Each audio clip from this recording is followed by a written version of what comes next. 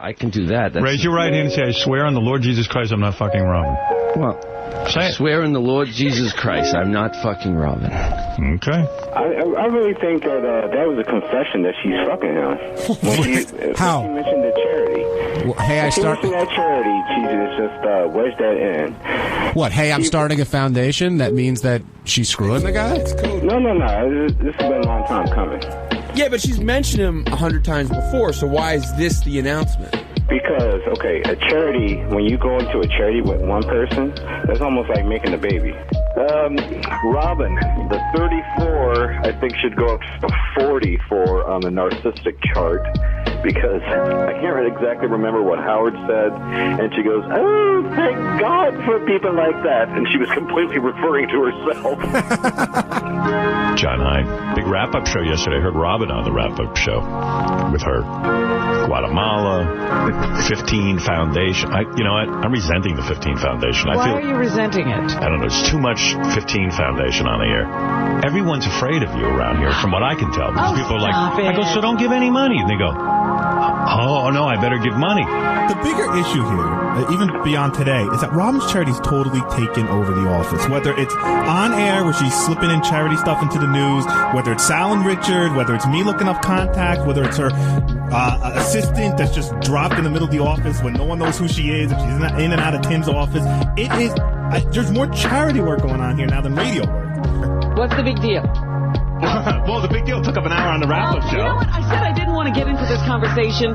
Goodbye, Jason. Well, Jason, I don't know what to say. I do. I think I don't want to have this conversation. She's upset. Okay, I want to talk to you about it. You know what? I just have to respectfully quit this job. Right. Because I'm just a torturer to everyone here. I'm a miserable cunt who doesn't even say good morning, apparently. And what are we supposed to be talking about? Listen, he wants more from you. I'm done. You're not done. You wouldn't leave. Yeah, and then, we were having a great time. It was a good evening. Yeah. And then something bad happened. Information that really rocked me, and it just fucked my weekend. I could guess what it is, but I'm not gonna. I think I probably figured it out. Really? So, yeah. Somebody betray you? It felt like a betrayal. Yeah.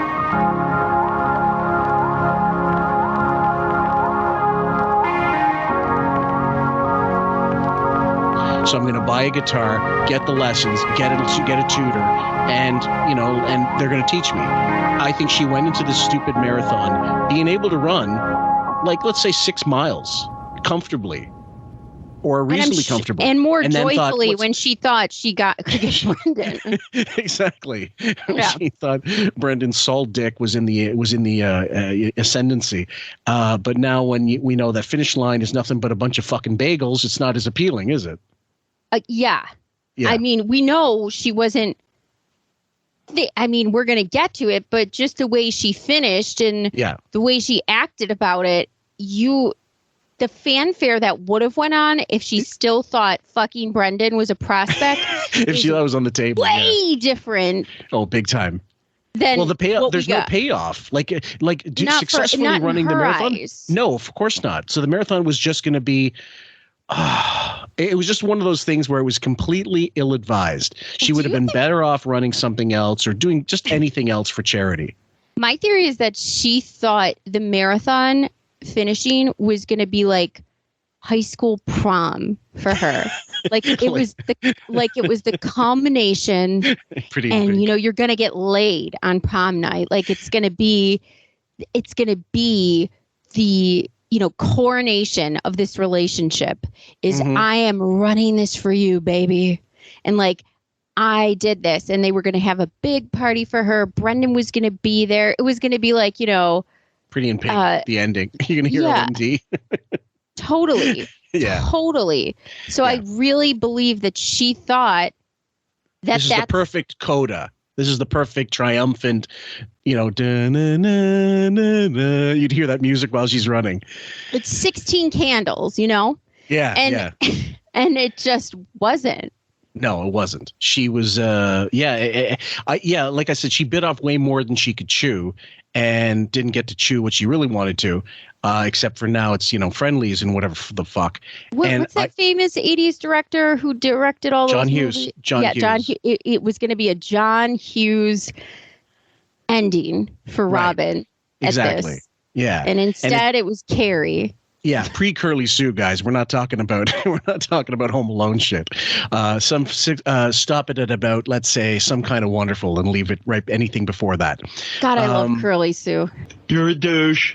So I didn't, I was completely like, I didn't do anything. I didn't plan anything for Halloween. I was like, oh my God, it's Halloween. No. And I'm doing absolutely nothing. You could have broken your arm during Halloween. Who knows? Well, yeah, get into one of those stupid costumes, not be able to see, fall over, and, hurt something. You put on some heels, and next thing you know, you got a bone spur. That's right. No, you got it. You're sequestered. Absolutely. You're in shutdown mode.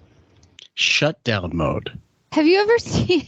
Have you ever gotten into a Halloween costume and thought, you know what, I might get injured? It's weird. When is the marathon? This coming Sunday. It's this is it. This is the countdown week. No, good for you. How many miles you got to run this week? I'm gonna do just 2 3-mile runs. 2 3-mile runs. Yeah, I think. Yeah. What? Wow.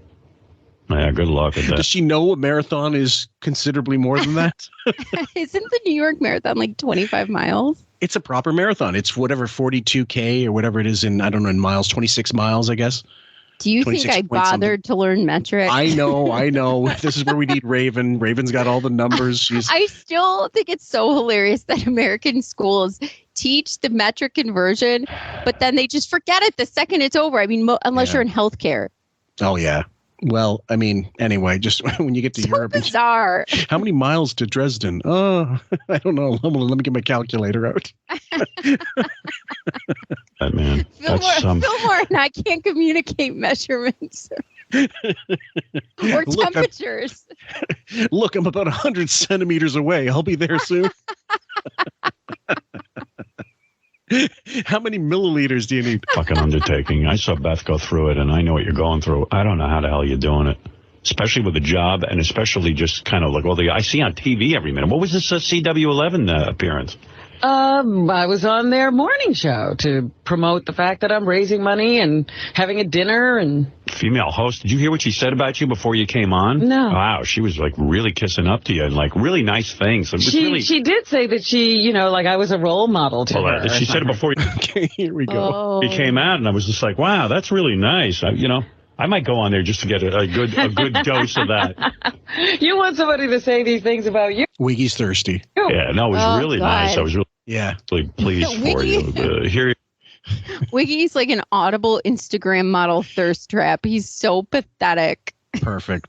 Could not put it better myself. This is what happened before you came on that interview show. Okay. I know you were really excited about this interview coming up. Robin Quivers from Howard Stern's show is here, and she's here live, and she's talking about, she's running the New York City Marathon, amongst other things, and she's also got an initiative out there that's really close to her heart, and it's the Family Cook Productions, and... Close to her heart. We got an email, and it's like a lot of negotiations and stuff. Yeah, close to I'm just sequestered in my house. I'm not really. I'm going to do a couple 40 meter runs, and I'm going to get the energy level is palpable. Yeah, it's just like a lot. Like they were just like, when are we going to run a marathon in San Diego? It's like a lot of emails. I might be repeating myself, but it's like you're in the middle of a Super Bowl, and at halftime, the coach takes you into the dressing room and changing room, and he goes, all right, guys, just go out there and do it. I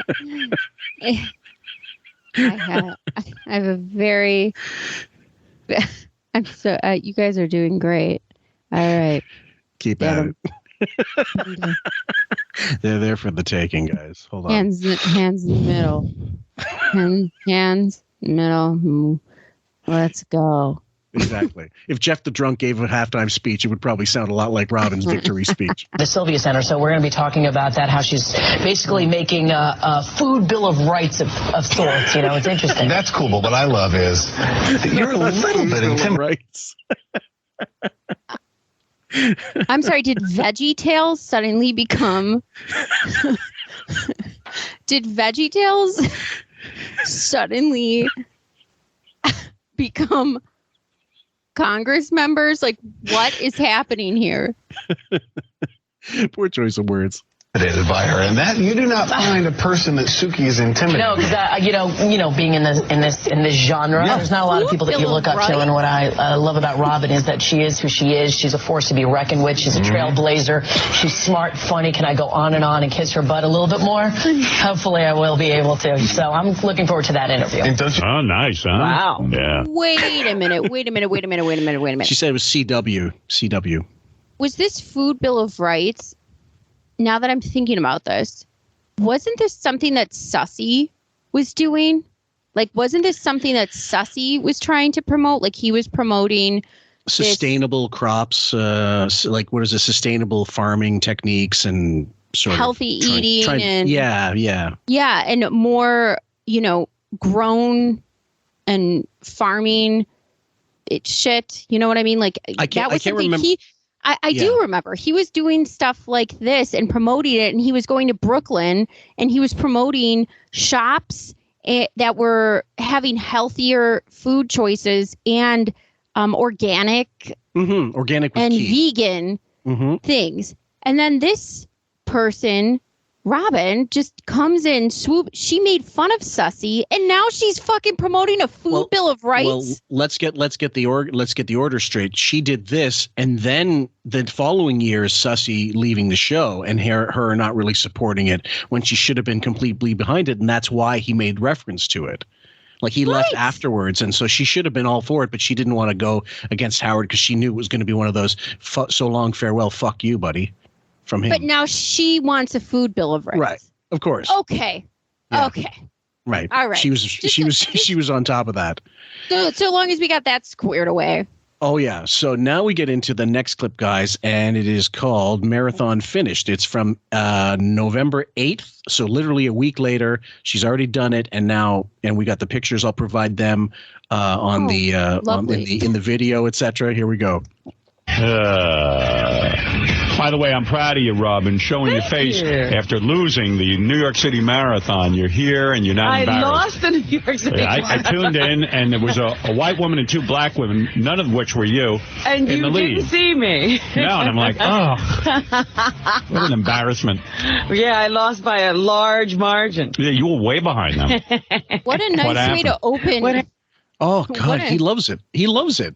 I mean, it's him joking, but you know what it means. It's like, it's all about how can I fuck with her a little bit here. Could you imagine if she opened it when Beth ran the marathon like that? Oh, God, I saw that Beth came in like last place, and I saw who won the marathon, and it was two white women, and none of them were Beth.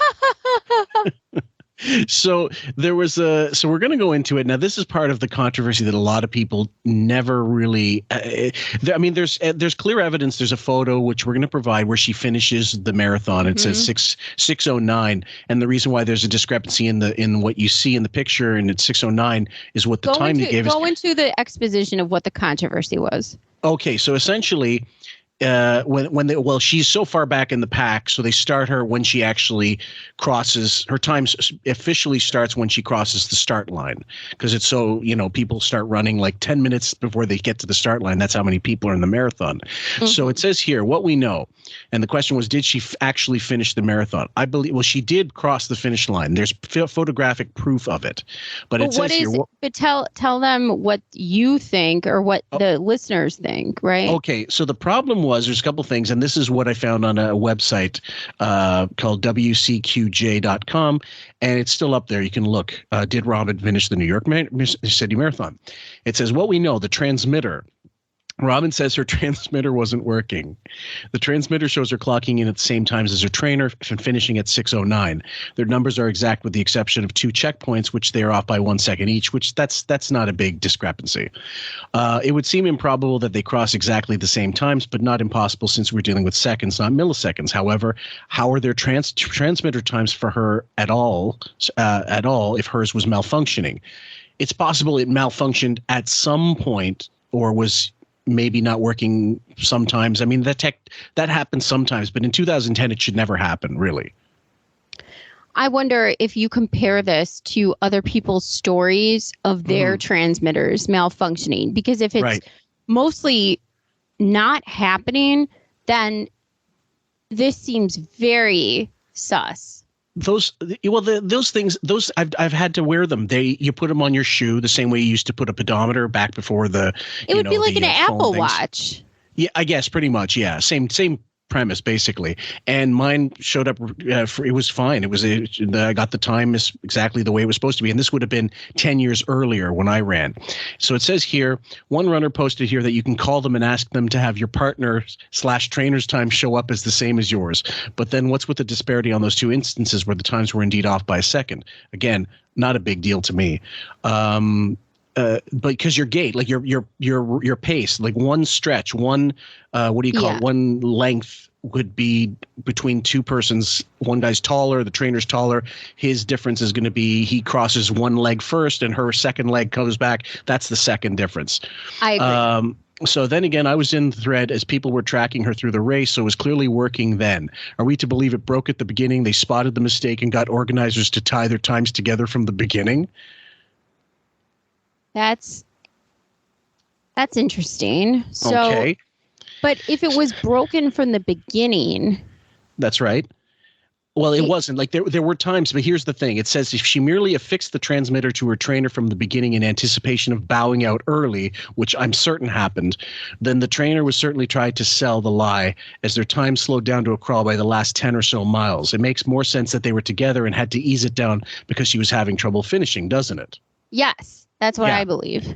Yeah. So my whole belief is she overshot it, because if you look at her times, and I did research them, I'll get them up next time. As soon as I can. She did like 2 really good 5Ks and then completely bottomed out. She hit the wall. She went too fast, actually. Then she stopped off somewhere, got a fucking bagel, which I've asked runners, would you ever get a goddamn bagel? The heaviest thing it's like eating mortar on a fucking marathon. No way. I asked a friend of mine who's a marathon runner. She lives in New York City. She just ran the New York City Marathon. She's a doctor, actually, and she was running it for cancer. Her foundation that she has in name of her grandfather who passed away and a couple of members of her family. And she said, there is no way you're stopping off for a bagel in the middle of this. No, there's no way. She said there's just not a chance that is a thought in any runner's head when they're running a marathon. Well, no, you would literally not a serious runner. Absolutely. Go ahead. It's just bad practice and not the type of energy you would consume during this. That's right. And that's what I got from about 3 or 4 different people who ran different lengths of marathons, like a half marathon, quarter marathon, whatever. Unless you're a manic depressive liar. Well, yeah, exactly. Wanted a fucking bagel and wanted to stop running. Well, she wanted food, and I bet you $10 there was more ham on there than there was in the. Oh, you think it's like a cheese, egg, and? Oh fuck! You kidding? It was like a BLT fucking bagel, like heavy on the beef. Some lox. Well, who knows? But either way, to stop and do that, number one, the time it takes you to make it, then eat it, and then sit down. The other thing is the lactic acid buildup, if you're running for 10K and you stop all of a sudden, you will be in shit shape. You have to wind down. You have to stretch. Like, you can't even believe it. And then what I think she did once that happened with the trainer, they decided, like they waited for her to get her fucking food in her, and then they took a cab parallel with the route, like as best they could, and she had money, so she could be in a cab all day if she wanted to. They got off somewhere around, maybe 100, maybe 500 or 1,000 yards from the finish. Yep. And then she jogged the rest of the way. I agree. That's what I think happened. Because the other thing, too, is even if you watch my friend running, because Robin looked nowhere near what a marathon runner who is in better shape than Robin, may I add, Mm-hmm. She looked like, oh my God, like this was one of the hardest things you've ever done. And Yes. Robin went to parties. Well, let's see. They're going to talk about it on the show, so maybe I shouldn't look up the times, but this is the second part. It says the finish line. Oh, sorry. The race. Some are questioning whether she ran it at all, but there is clear photo and video proof of her at various stages. That photo proof appears to end at mile 16, where she meets Marianne and tells Lisa G she is, quote, dead. Despite her expensive trainer, she's loaded up like a pack mule with a shitload of gear, including a hat, glasses, jacket, or some shit wrapped around her waist. Oh, that was another weird facet. The jacket wrapped around the waist. I was like, what the hell is this? Like, right. What you go lean in a marathon. You don't want any extra weight on you. No, especially that. It would be bizarre, uncomfortable. And I'm sure you didn't train like that. So you like to, stick to exactly how you ran when you were training. Did you run with a fucking jacket around your waist the whole time when you were training? And if you were training, let's be honest. Yeah. Well, apparently not that much when the whole Brendan betrayal, big or little B, happened. So the next part acknowledges leaving multiple times for bagels, which is odd because she has been training for this run, and the gel, quote, used by professionals never failed her before. Questions raised over whether this would be wise to keep expending extra energy to veer off course, as well as the issue of starting and stopping. Her trainer explains this by saying that either psychologically or physiologically her body required actual food. Bullshit. She might have been hungry as fuck. That was comfort food. She just needed something substantial because she wasn't eating. Or she was eating the wrong things when the Brendan Murphy betrayal slid downhill and she started eating bad. So in pattern with her bad eating, which I'm sure happened because that's what Robin does when bad things happen to Robin. Some people don't eat. Some people stay in bed. Some people, drink a lot. Too much. Yeah. Robin eats fucking food. That is how she deals with bad information and bad things that happen in her life. So my guess is she went completely off the food rails, cut down her training because even Howard said, you stopped running. You stopped running as much. You have less energy or you have, you know what I'm saying? Yeah, exactly. Or you have more energy because you're not running as much. So I'm positive, started bad eating again, not following the diet that the trainer told her to. Absolutely. And he's like, just get this fucking bitch a bagel. Yeah. Well, if she had to stop, and so it's also the other thing I was thinking, she could easily, if it didn't malfunction, she could easily tell the trainer, look, just jog lightly until wherever, and I will meet you at such and such a place, and we will cross the finish line together. And it's interesting that she picked a bagel because the way she was promoting food and health, it was all raw vegetables, green drink, and this organic sort of, really healthy food. She goes for a bagel. That is like totally the opposite of everything she'd been promoting in this time period. So psychologically, maybe she did need a bagel because she's fucking crazy. Yes. It says here, runners also report that there are food and beverage stations with bananas and other items for consumption. You get something light. Bananas make sense because the vitamins, you would eat that because they also say when you're hungover, you eat a banana. Yes, absolutely. Yep. And then cranberry juice, banana, and aspirin, and electrolytes, basically. So Powerade, I've Gatorade, thrown up lots of bananas. Well, there you go.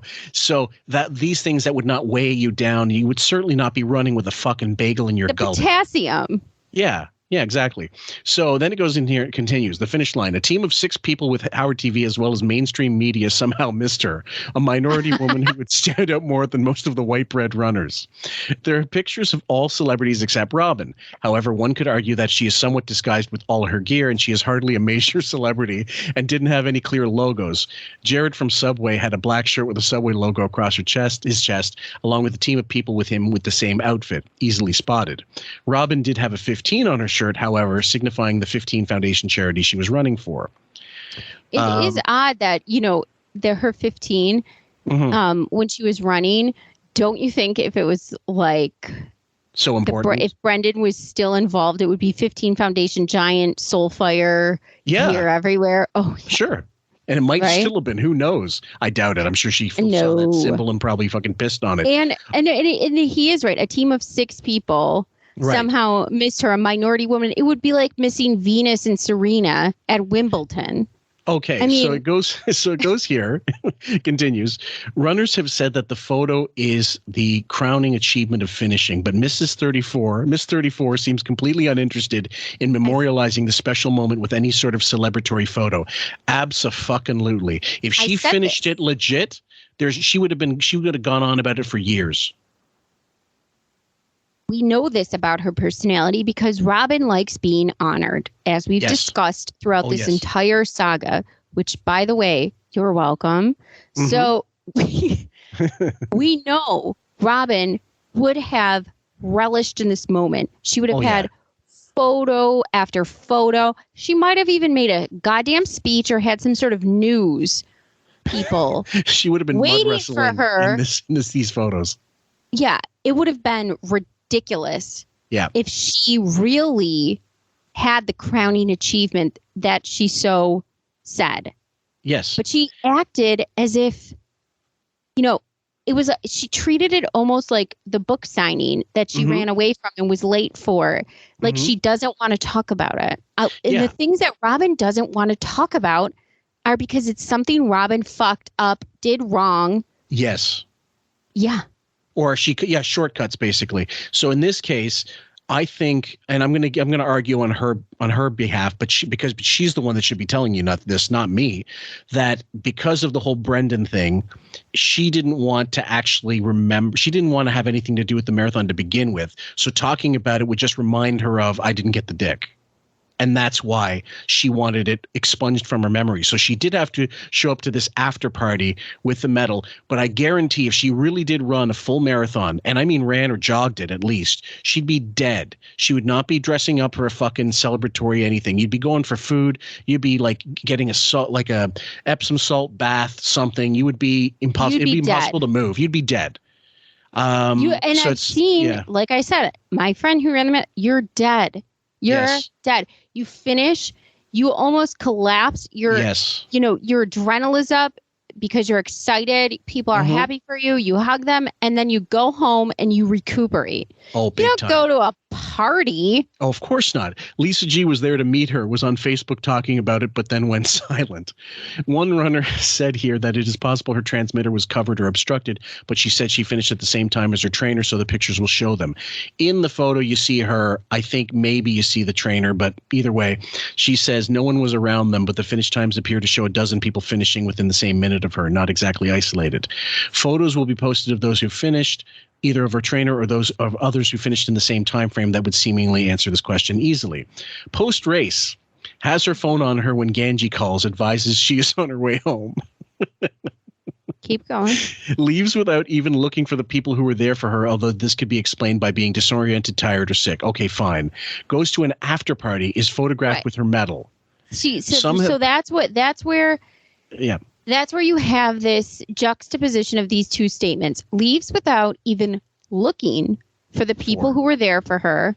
Yeah. Though this could be explained by being disoriented, tired, or sick. Okay, fine. But then goes to an after party and is photographed with her medal right away. Those two things can't happen. That's right. You're either disoriented, tired, and sick, or you're ready for an after party. Both can't be true.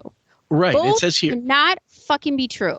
It says here some have posted that everyone gets a medal prior to the race. Is this actually true? I don't fucking believe it. I should have asked the Roadrunners Association, but I forgot to. And because I thought it would be nonsensical. Why would you get a medal for something you didn't actually complete? I don't believe that's true. No way. It says she reports that she went back home and had Chinese food. Oh, so continuing on with her bagel diet. Exactly. The morning after. Good food.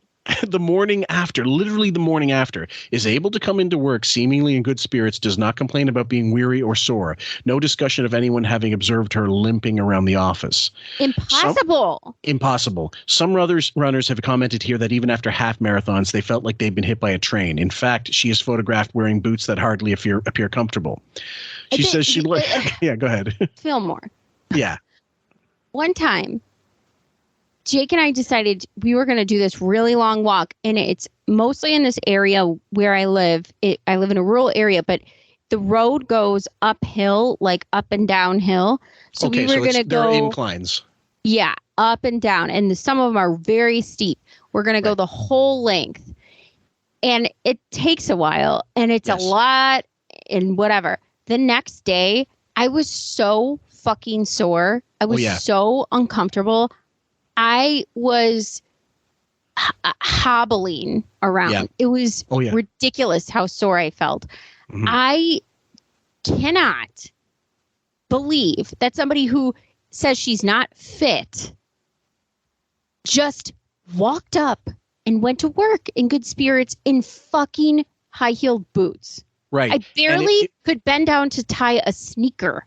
I was the same. I walked several times. I've walked the equivalent of a marathon across the city. And when I got back home, at one point I was dehydrated and I actually started tensing. I didn't realize how bad it was. So I actually locked my legs and could not move them. My wife was really nuts. So she gave me, 2-3 liters of Gatorade. And slowly I got better and better, but I was hydrating myself like crazy. I was not being lax about that, but I needed more than I thought because it was like summer. Stupid of me. And I couldn't move for a full 24 hours afterwards. I was in bed. So what do you think about when you hear this statement? Like, to me, it's like the bullshit meter is out of control. Like my head is about to explode. Well, it says here, she says she'd like to move on during the discussion of the race, appears not to express interest or enthusiasm in it because she knows she didn't actually run a full fucking marathon or even walk it. And nobody likes when they know that they're lying. Yes. You can come up with a fraud or a lie if you want, but nobody wants to discuss it, much like, and we see this with a lot of celebrities. I mean, take Hilaria Baldwin, for example. You don't really want to discuss. I don't really want to talk about when. It would be a lot for me to tell you the timeline that I was in Spain in my childhood. Would it, Hilaria? Would it? You're full of shit. Well, I mean, I just found there was an old notification. I can't remember. It was on her Twitter, and if I take the time, I can find it. But she goes on she makes a tweet about people giving her shit about it. And then haters going to hate, something like that. But this should be the magnum opus of this entire 15 Foundation. Like I said, like a John Hughes movie climax. Yeah, especially at the end of it's at the end of the year or near the end of the year. This crowning achievement. This should be the Rocky, Adrian, I did it. Exactly. This should be that moment. But instead it's, I don't want to talk about it. Well, what? And then it says no Twitter messages since Saturday, not even to pat herself on the back or thank supporters. Random Twitter people ganging up on her demanding an apology, but no response. Exactly. So that in itself is another thing because we know back then Robin on Twitter was promoting the fuck out of her charity nonsense and her health grift and her. Oh, fuck yeah. And, fomenting all these platitudes of what you should be doing with your body and your health. Unfucking bearable. So happened what? How come you didn't win? Well, I never planned to win. This is my first marathon. I think they've done it a little bit more, and it's a profession for them. All right. So in other words, you're going to win the San Francisco one. Did you beat the Chilean miner? I don't know. Nobody ever gives his time. I saw a couple of stories about him. What was his time? I think it was like 5:40. Oh, so he creeped in just before me. I have a question. Now that I'm thinking about this, so if her tracker, which started but then supposedly malfunctioned, I want to look up what this tracker is. We should do that because I want to see how can you turn it off? Because there had to have been. It's automatic. Okay. Well, then how did she get it to stop? She didn't get it to stop. She literally, I believe, took her thing. Oh, she became static. Like she just. I think she took hers and put it on her trainer's foot, so he had both of them. Or he had put it on her trainer's other foot, because usually they put it into the laces. So then how did it malfunction if he was using both? I don't know. They could have fucking burnt it. They could have destroyed it for all we know. I mean, they could have just crushed it. Because then didn't it pop back up, her time? Well, her time packed up. So I'm saying the most likely scenario is he put it on his body. Oh, okay. But so then how did it malfunction though? But if it did malfunction after a certain point, what they would simply do is use her trainer's time. Right, but then didn't it malfunction and then start working again, right? No, I don't believe so. Oh, okay. So it was just a photograph evidence. It's photographic evidence. And then in this, she's going to go into the clip and say, I don't think we'll have a chance to get into it now, but she is going to say that there were people there. The Roadrunners Association could tell you when I finished, and my trainer was there. Just ask him. No one asks the trainer. No. I guarantee you, privately, she went to him and said, look, let's drop this. I did not do this. And he wouldn't tell anybody because he knows she would be so pissed with him. He revealed she fucked off on the marathon. Okay, so did she have to give the tracker back, I'm sure? Well, typically what happens is the tracker, that's usually what happens. You give them the tracker, they already have the times based on the little checkpoints, and they keep it because they'll use it again in another race with somebody. They're like recycle those things. Right. So yeah, they throw another battery in it or whatever. So she really, scammed. Keep going. Yeah, that's what she's embarrassed about. 40 he did? I think he did 5. Yeah, well, he didn't have to take he didn't meander off the course to go find a bagel. You had to get a bagel? These goos and gels do nothing for me. So you went off that's what everybody uses for fuel, and everybody had me all loaded up with all these gels, and I was dying. I was like, I need, real carbs. I need bread. Well, if you wanted real carbs, you would not put. It's not like you put a fucking slice. You put a Cliff Bar, eat a Cliff Bar, eat some sort of kind bar, energy bar, something, anything, but not a fucking bagel. Jesus, why not have a cinder block in your fucking stomach at that point? That's the whole. You know what? They have a nice dollar menu at McDonald's. Why not pop off there? Have a couple junior burgers. Something. And I had to Chris, have a Whopper. Leave to go find a bagel. So why didn't you set up ahead of time somebody to hand off to you? Because they were telling me these gels were going to get me through. Well, but didn't you do your 22-mile run and know whether and I always would get a pretzel. That's how I would keep running. Oh, okay. Oh, my Lord. You got to... First of all, first of all, he said 22-mile run. She never ran a 22-mile run. There's no way. She would have bragged about that in practice. Yeah, not only that, but a New York City Marathon isn't 22 miles. It's longer. Yeah. And a pretzel, a trainer with salt would never say, oh, yeah, you know what you need right now is a pretzel. Yeah, bread. Well, she would have thrown up. Well, let's go to Annie's in the mall. Why don't you just get a pretzel and a lemonade? Yeah, and yeah, some Fanta. That's good. Why don't you get some nacho cheese with that blobbin? Do they still sell Crush in the States? Of course. Okay, I didn't know that. Orange Crush Fanta used to be one of my go-tos. I loved that stuff back as a kid. When the fountain drinks, like over at 7-Eleven, the big gulps. Oh God, I liked. I was a grape pop fan. I love grape pop. Unbelievable stuff. And I believed my advisors. Yeah.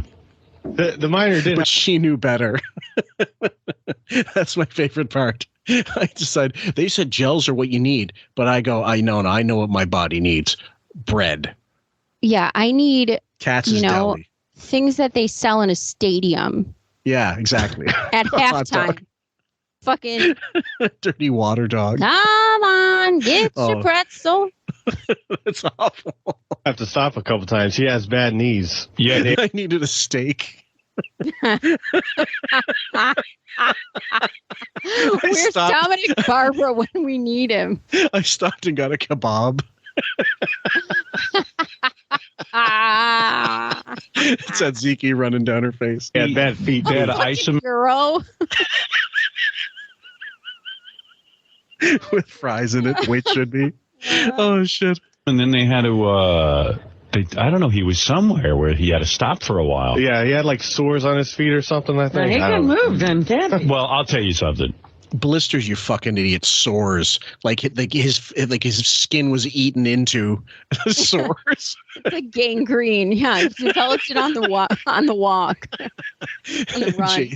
JD. That is so ridiculous. I mean, hey, good for the guy being trapped in a mine and getting out, and good for the guy, practicing 6 miles a day. But as you know, practicing 6 miles a day doesn't get you ready for a marathon. No, you know what?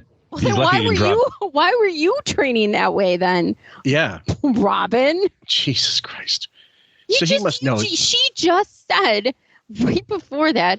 I ran 2 3-mile races. Yeah. And now she's saying, that's not how you train for this. Well, then what were you doing? Yeah. Lady. Absolutely. Unbelievable. Dead, which would have been really a bummer. If the guy finally escapes from a mine, he comes to New York City. And then you put him through this grueling thing, and he dies. It was actually irresponsible for him to run. I mean, you can't run 6 miles a day and then expect to be in a marathon. Underground, no less. Yeah. I mean, unless you're... The mine guy was more successful. A guy trapped in a mine. He must have been running with a hoagie in his backpack. That's how he made it. A fucking stinger. Philly cheesesteak. All you runners with those gels and fucking sports drinks and electrolytes, fuck you. Fucking chicken wings and blue cheese.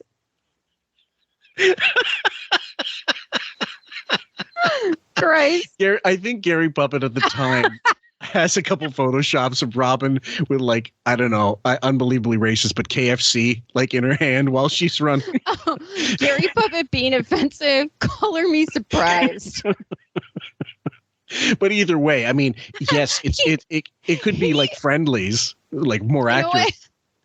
You know what always astounds me about Gary Puppet, and I love it? Somehow he's the most offensive person, and he always manages to come back with a new account. Oh, yes. It's like a maverick. He's like anonymous. Reinventing himself on new accounts just constantly. It's like, oh, look, Gary Puppet's back. He's keeping burner phones in business, guys. Oh, sustenance. No, I mean, he was crazy to undertake that, but he did well. I beat Al Roker. Did you? Did you beat Al Roker? Oh, what a feat. What is his time? Yeah. 9 hours. 9 hours? I forget. Somebody told me. What? What, did they wheel him? What was your time? It was 9 hours, and Al Roker must have taken a nap for 3 hours during the race and then continued, because even walking, it shouldn't be like that.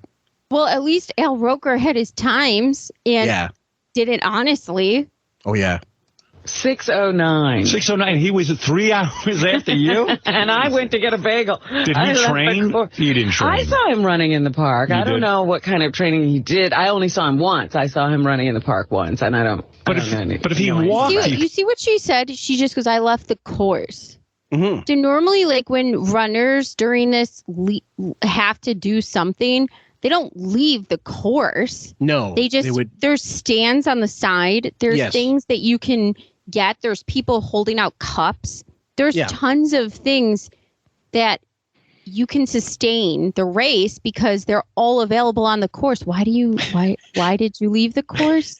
Why are you leaving the course? Did you ever see the DVD? It's like the Little Rascals. Did you see the DVD of The Godfather with the deleted scenes where Clemenza's going with Paulie, where they have to go, I don't know, they're just going to find they're going to the mattresses. They got to find some places. So at one point in the deleted scene, he makes Paulie drive to a restaurant, leaves Paulie in the car, goes into the restaurant to sit down and have a meal. And Paulie's waiting there. He puts the tablecloth over his handkerchief over his shirt, and then proceeds to be served this massive fucking pasta meal. That's what Robin was pretty much like in this case. She literally left the course, got off her feet, which would have been murder for me. I don't know that I would have continued if I'd done that myself. Again, leave the course. Yeah, there's a mental issue as well. When you leave, you're giving up essentially. Leave the course, guys. Yeah. Leave the course. Mm-hmm. Nobody in the marathon leaves the course. Unless they're like they've injured themselves, obviously, you know. Or if they need something, like I said, there are so many stop-off points during this where you could get something for yourself. Was she looking for a I'm garden sorry hose? it's not Tim Hortons, you fucking wacko. Give me Boston cream. What the fuck? Fucking Krispy Kreme. Hey. Oh, fucking hell. Could probably go faster than 9 hours. I mean, wait a second. It's 26 miles. Let's say the average walk.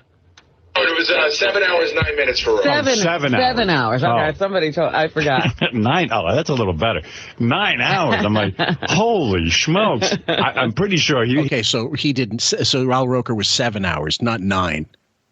Jesus. Okay, I mean, well, 79. at least he did it. Yeah, exactly. I don't see Al Roker dropping off the track. No, I mean, he would have been like shuffling, like I've seen seniors do jogging, like 90-year-olds do jogging, and I'm amazed they're walking, let alone jogging, and they do this little shuffle, and you're like, good on you. God bless you. Let alone Al Roker was, let's remember, like almost 400 pounds. Yeah.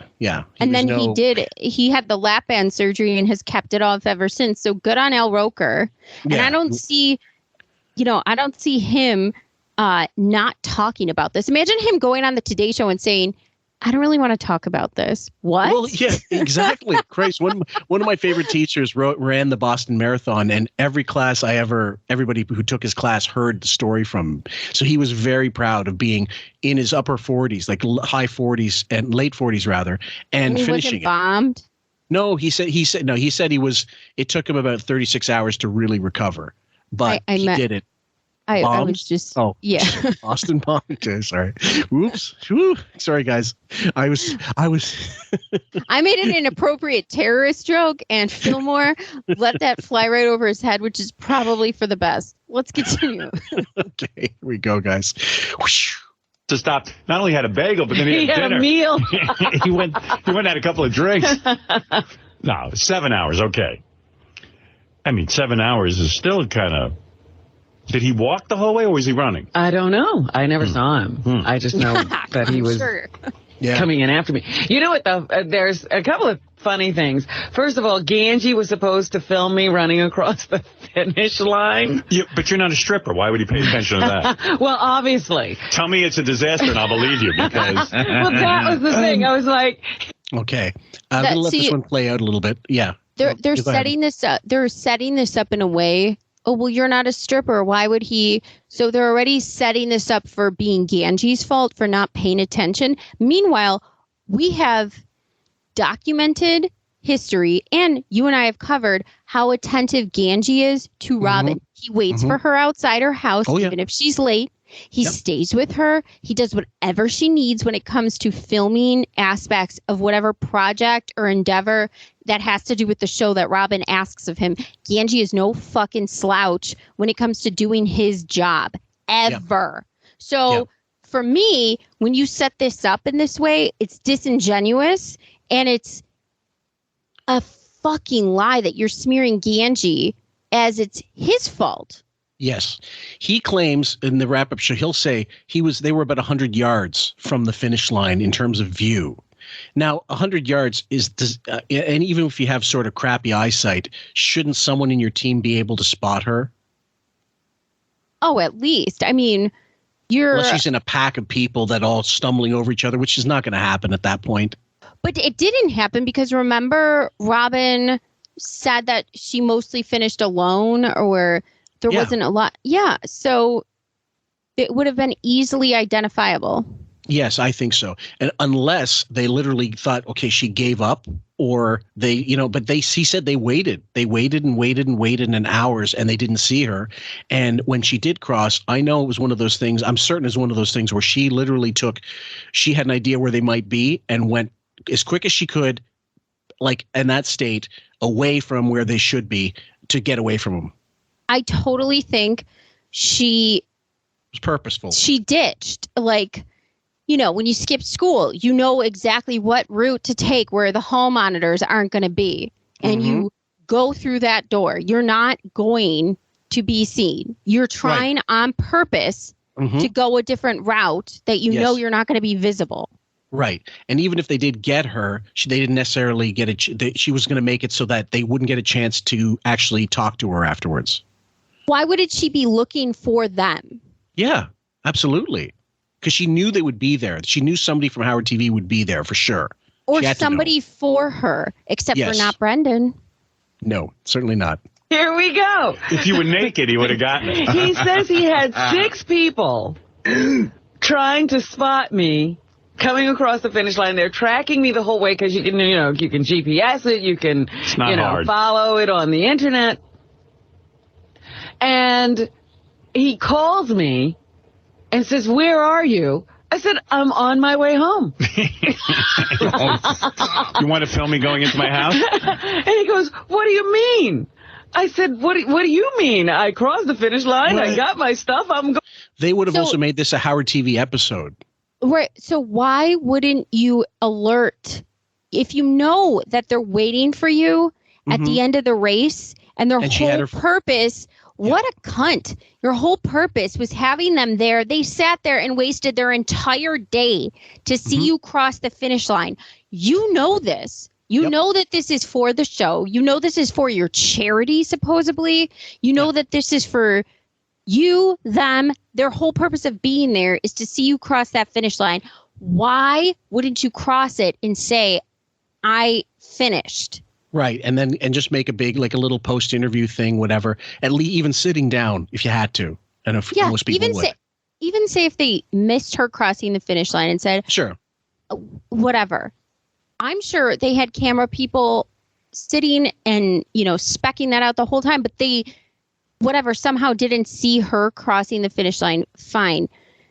They were probably like, okay, well, at least we can get her in post. We can interview her about how she feels, out of breath, what her body feels like, anything. She knows that this is their entire purpose. And I guarantee the main reason in this particular case why she didn't want to talk to them and she didn't want to see them was because they'd see that she was fine. Yes. And you shouldn't be fine after such a marathon. There's no way. Even the guys that win, that they did a marathon in 2 hours something, they're probably dead too. Like they're training for it, but don't think they're not going to be in a bath full of fucking ice cubes for a while. They're going to be huffing, puffing, groaning, moaning, dropping, and sore.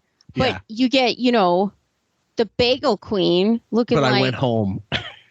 The Family Guy dad running across the finish line. That whore for a fucking camera and that whore for attention would leave a way to get away from cameras and stuff. I guarantee she didn't finish it properly. She didn't do what she was supposed to do. Guarantee it. If she did, she would have not only wanted Howard TV there to interview her, she would be jumping in front of any camera. New York Post, whatever. Yeah. Waiting to talk to celebrities. They did it with P. Diddy or anyone. They have a list of the celebrities that are running the marathon and Entertainment Tonight, Entertainment, E exclamation point. They're all sitting there at that marathon because they want those interviews. Going home. Wow. And he says, we had 6 people trying to spot you. And, I was running with my coach, Josh. And I said, you know what? There weren't a ton of people crossing the finish line when we crossed the finish line. Josh said, yeah, it was me and you. And they couldn't find me. Oh, please. I remember when Beth ran it. I was there with my daughter, and you see her, and then we could see. And everybody was relying on Ganji because, CNN wanted to. So so not only was it not Ganji spotting her, it was everybody. It was the 6 people that he brought. CNN. Oh, yeah, because they're so bad at spotting people. They only go to war. War correspondents. Yeah. They don't see anything. Yeah. They're really bad at that. Yeah, how you gonna miss the this whale crossing the line? Fuck. With the jacket tied around her waist. Yeah, they're gonna miss you. With a fucking tutu. I mean, Jesus Christ. I mean, here's the thing. Again, it was one of those things where, I would be proud as fuck. Even if I had a shitty time at a marathon and I finished it, I would be very proud of myself. I would be even if, let's say, I ran it for reasons other than self-fulfillment or whatever. I wanted to do it because I had to do it for her. She's doing it because she has to. She is obligated by the charity to do it. You cannot treat you mentioned it. You cannot treat your charity like shit because you're depriving them of some, winners thing, like, some kind of thing saying, look, she ran, she's successful, and you put it on your website. Look, she actually did it. She didn't want proof of that she did. She walked across there going, hey, when's the next marathon? Maybe they should get a forensic team and see if there's any sesame seeds. Yeah, absolutely. And I was really poppy seeds or sesame seeds. Sesame seed bagel. Oh wow, God! The other thing I don't get it because I hate bagels. I'll be honest, I don't like them. To me, they're hockey pucks.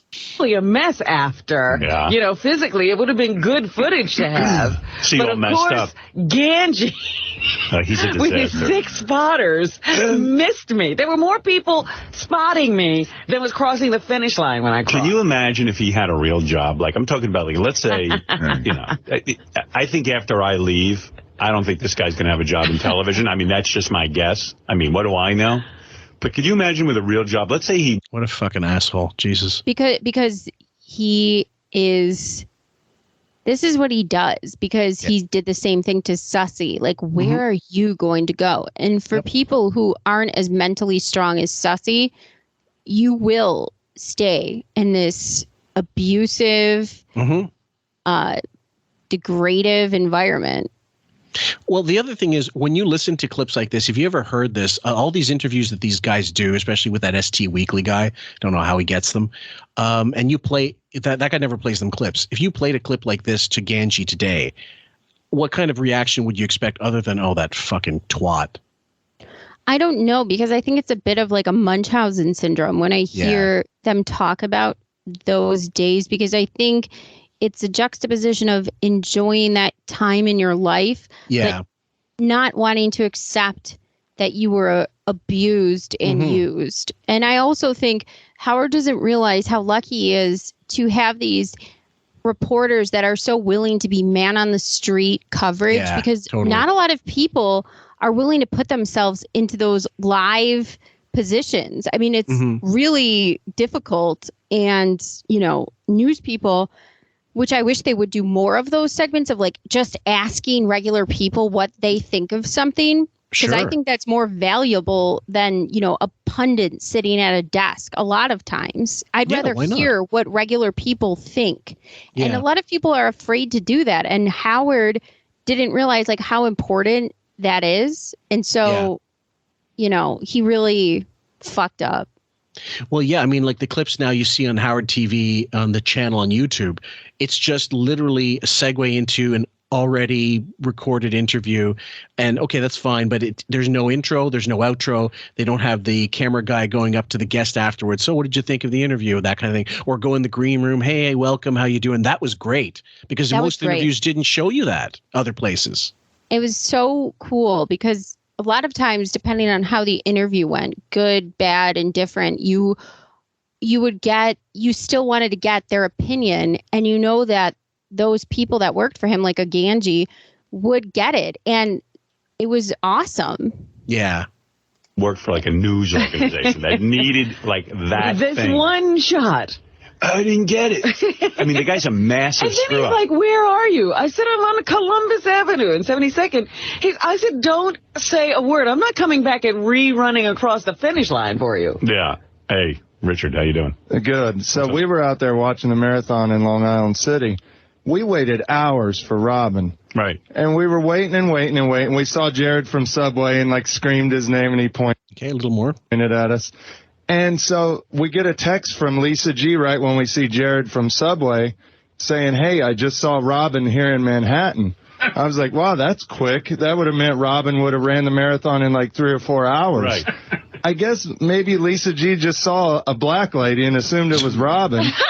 And so most people do. So we left, and we missed Robin because of Lisa G. Yeah, because of miscommunication. I was so mad. No way. No, Lisa. So you're right. She skipped that part of the race and then just went to the part where Lisa G was. Yep. And if people lose track of you during the race, like, because eventually, basically what happens, she goes missing. There's a missing section there, which shouldn't be. There should be all kinds of cameras, at least stray cameras of people shooting around her, not even her, but someone else, and she gets in frame. And you know how the 2010, there still would be loads of people looking at photos online. Where was she? That kind of thing. Not a thing. We can find Beth's fucking European modeling photos easier than we can find proof of Robin continuing after that mile 16. Listen, you have these people whose job and who are notoriously good at staying places for a long time just to get those moments. Yes. Like just to capture that one frame or that one interview or that one quote. I mean, these Howard TV people and Howard Stern Show employees are known for doing that. They are no slouches when it comes to that at award shows or at any event. They've camped out. Oh yeah. And scouted people. I mean, we've all known this about them. So you're telling me that just this one time they all collectively failed? Yeah, no way. Give me a break. Like 6 sets of eyeballs, 12 eyes missed her? No way. No fucking way. And this is what they do. This is what they're please. Yeah. Wow. You're kidding me. Yeah. She doesn't know what Robin looks like? Just amazing. And she even told us what Robin was wearing. We were totally prepared. Wow. She said Robin was in pink. We were looking. And yeah, and she thinks Robin finished in 3 hours? Well, she's like, according to her, it would have been like 4 hours or 3.5, something like that. I mean, that's crazy. When I went by, I was like, no Richard. We were there. So then the first thing you're doing, if you know that you're looking for pink, not everybody's wearing pink. So all you have to do is really go, your eyes automatically like tune out every other color. And again, you know where people are when you're running. So for example, when my friend ran the marathon, she knew where her family would be. So she also looked out for them. Yes. So Robin would have looked out and sought the Howard TV people and the Howard Stern Show employees. She would have been looking for them because she knows they're looking for her. Yes. I mean, imagine if you're in, a concert or a football game or whatever, and let's meet up here at this time. Okay, I'll be on a lookout for you. And then you just go to your seat without looking. Oh, I didn't see you. Yeah. You just walked by. You didn't look on purpose. Now, why would that be? Exactly. We were right there on Vernon Boulevard looking for her. Did Lisa interview that woman? Do we have a good interview with her? Yeah, why didn't she talk to her? Hi, Robin, I'm here Did she think I just ran by her? Hi, Robin, I'm here from Howard 100 News. You sound different, Robin. Yeah. But it's probably an African woman. I eat you. Skinny white lady. She was just going, oh, fucking hell. So now we got to go to racist tropes, and we also have to. Yeah, Lisa G thinks every black woman looks the same. You're right, Howard. Good. Yeah. Good. Exactly. Okay. So now people that's where are you're coming from. Yeah. Now, so everyone's a racist and stupid and can't do their job for one day, apparently. Yeah. Wow. God, we got a bunch of wackos working with us. Yeah. We're working for one. When I was I was so hyper-focused because, it's a weird thing. Like when Beth ran it, I was sitting and watching every person. Of course, I didn't want to miss her finishing. And, you start to look at, everyone starts to look the same and you start to look, but I mean, I know my wife. Yeah, but you also know the sound of the horseshoes hitting the pavement, but I digress. I don't want this doesn't go in the favor of her argument because he's saying I'm so hyper focused, and for Howard to be hyper focused and not miss something, I mean, what are the odds of that? Because you would think, okay, if Howard missed something, that's probable. Yeah. If he's so focused that he doesn't miss Beth, but these people all collectively missed Robin. Yes. Well, Yeah. Candy's mind was up his ass. It wasn't a stripper. I told you. If you were naked, you would have been. And then they all went crazy because for some reason or other, when I crossed the finish line, it didn't get registered. You have this tag on your foot. Yeah, we were looking you up on the GPS, and their site was like overloaded, so we couldn't track you. Yeah, so they got Josh going across the finish line, but somehow they missed me. Okay. Interesting. So, like I said, even if there's two trains of thought here, or a few at least. She could have affixed her tracker to him, or completely fucked off with her tracker, dumped it in the fucking river, wherever, broke it, did do whatever she wanted to, or it malfunctioned on its own eventually, and in the end they went with his time anyway and just gave it to her. We really need to look up this tracking device because I want to see the technology. So, guys, we, as an urging of Sam, we're going to find. I looked online for the tag information, and GodBlessIssue.com. It's a website that features like pamphlets and magazines virtually, so you can just scroll through it the same way you would like a Kindle type of thing. And it says here, according to the 2010 pamphlet, the race will be scored using the Chrono Track timing system. You wear a timing device on your shoe that will be read by mats. The timing device, called a D tag, and I'll show you guys pictures, is attached to your race number. You must remove the D tag from your race number and attach it to your shoe prior to the race, following the instructions. The tag is disposable. It will not be collected after the race. That's different from when I ran a half marathon or 10K, and they requested that you bring the thing back. Well, I'm glad we looked up this technology. Well, there you go. So it looks basically it's like a baggage tag almost. Okay. All participants in this race must wear the D tag in order to have finished their recorded no tag, no time. An instructional video along with written directions will be posted online and translated in 7 languages. It says 1, remove the tag and directions from your race number. 2, fold along perforation, wear D tag from directions. 3, tear D tag from directions. Oh, yeah. Sorry. Yeah. 3, crease D tag along fold lines. 4, slide D tag under single lace cross face down. It's 5, remove paper tag marked black area. 6, overlap and align clip holes forming a loop. Press firmly to adhere. So it kind of looks like when you get a bracelet from a concert. Or from the hospital. Yeah, it does. It looks like a hospital ID bracelet. 7, attach D tag clip through a hole and snap together. 8, rotate D tag so the number is facing up and the black marking is facing down. Race results will include your net finish time from the moment you cross the starting line. Used to establish order of finish. Split times 5K, 10K, 15K, 20K, half marathon, 25K, 30K, 35K, and 40 plus. Every mile beginning at 8. Okay, go back 1 second. Yep. Can you go back to that that page before? Okay. Official photographs and DVDs. Bathroom will be Bright Room. I'm sorry, it's small print. Bright Room will be taking. I was going to say, guys, that's why you can't. That's why she's making some mistakes here. It's really small and she's reading it. Yeah, very small, and I don't have my reading glasses on. Bright Room will be taking your picture and capturing video footage before, during, and after the marathon. For identification purposes, please keep your race number in clear view. Starting November 10th. Okay, so she must have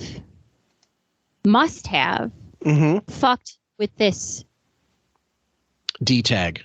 Yeah, she must have fucked up with this D tag, and it's clearly, like it looks like a hospital bracelet, so it's easy to fuck with. So it's not the technology; it's easily fuckable. Yeah, you could rip this off. You could tear it off if you had scissors. You could go to a restaurant, ask them for a knife, and cut it off.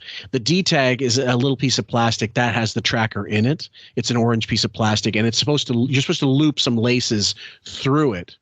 Or it some seems part like it says inside the shoe, and then it goes between the laces as well.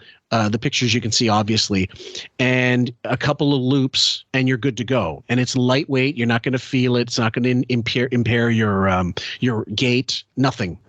Okay, so I was trying to look up things about this D tag to see if you could disconnect it or if anybody has tried to do this. And I stumbled on this article written by Matthew Kitchen on Runner's World.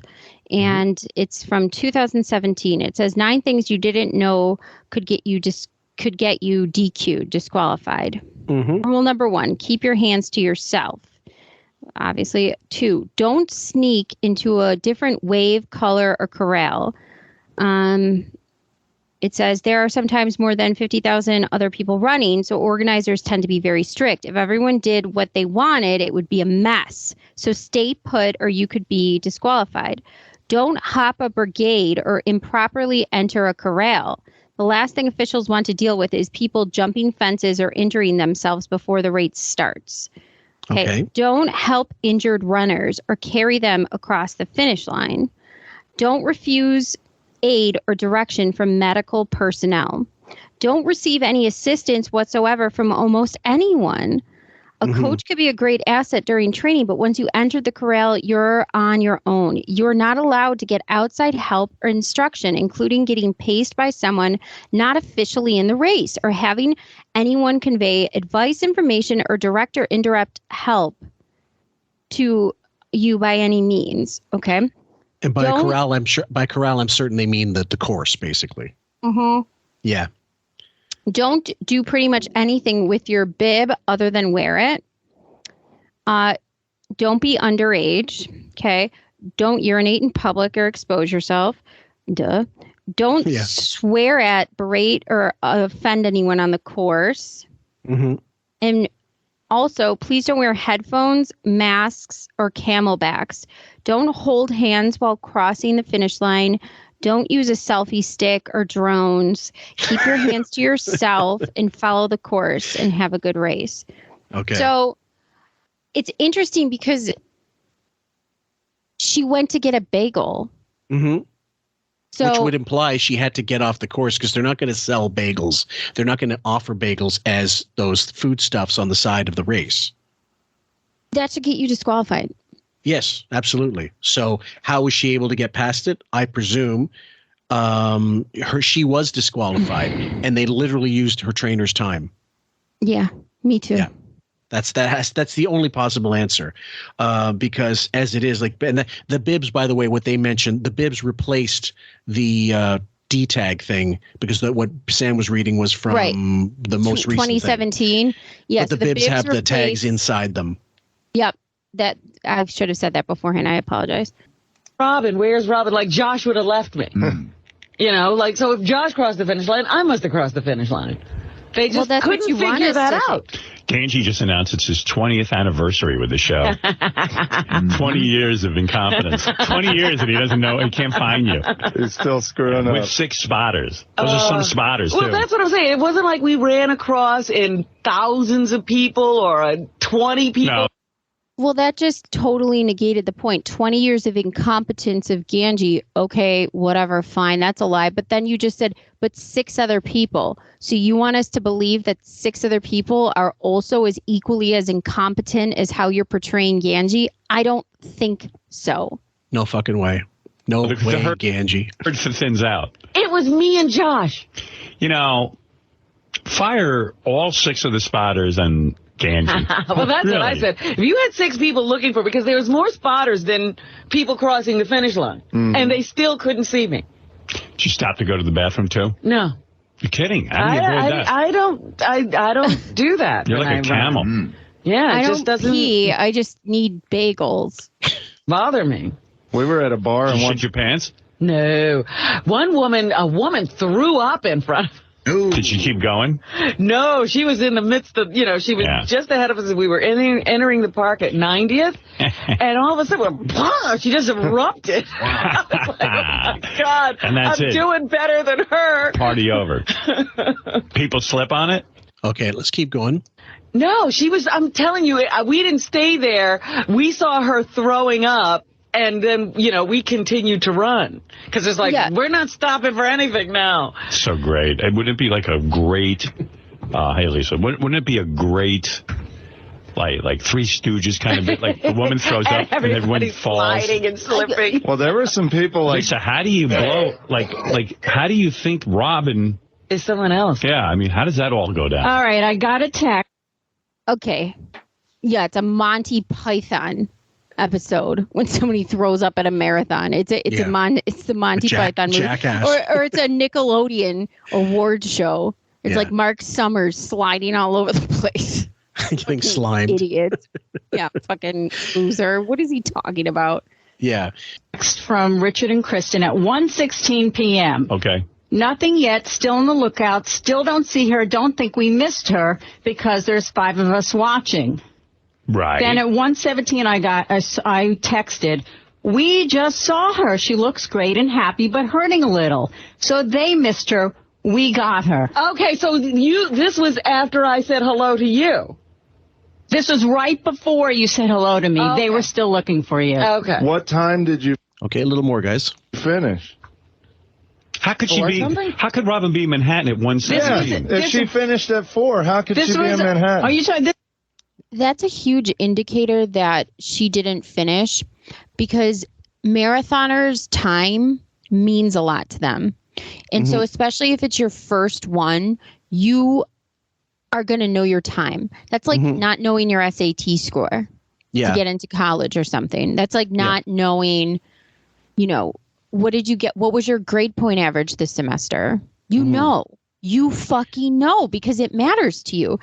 Unless what she's doing is nothing's really a big deal. I don't really know my time, And so also what I think happened, Lisa just said, no, you saw us after them. So they must have missed you. No, she dipped off and then came back and probably interacted somewhere with Lisa. Just to kind of get her ducks in a row for where she was. Just to get somebody to say that they saw her, Yeah.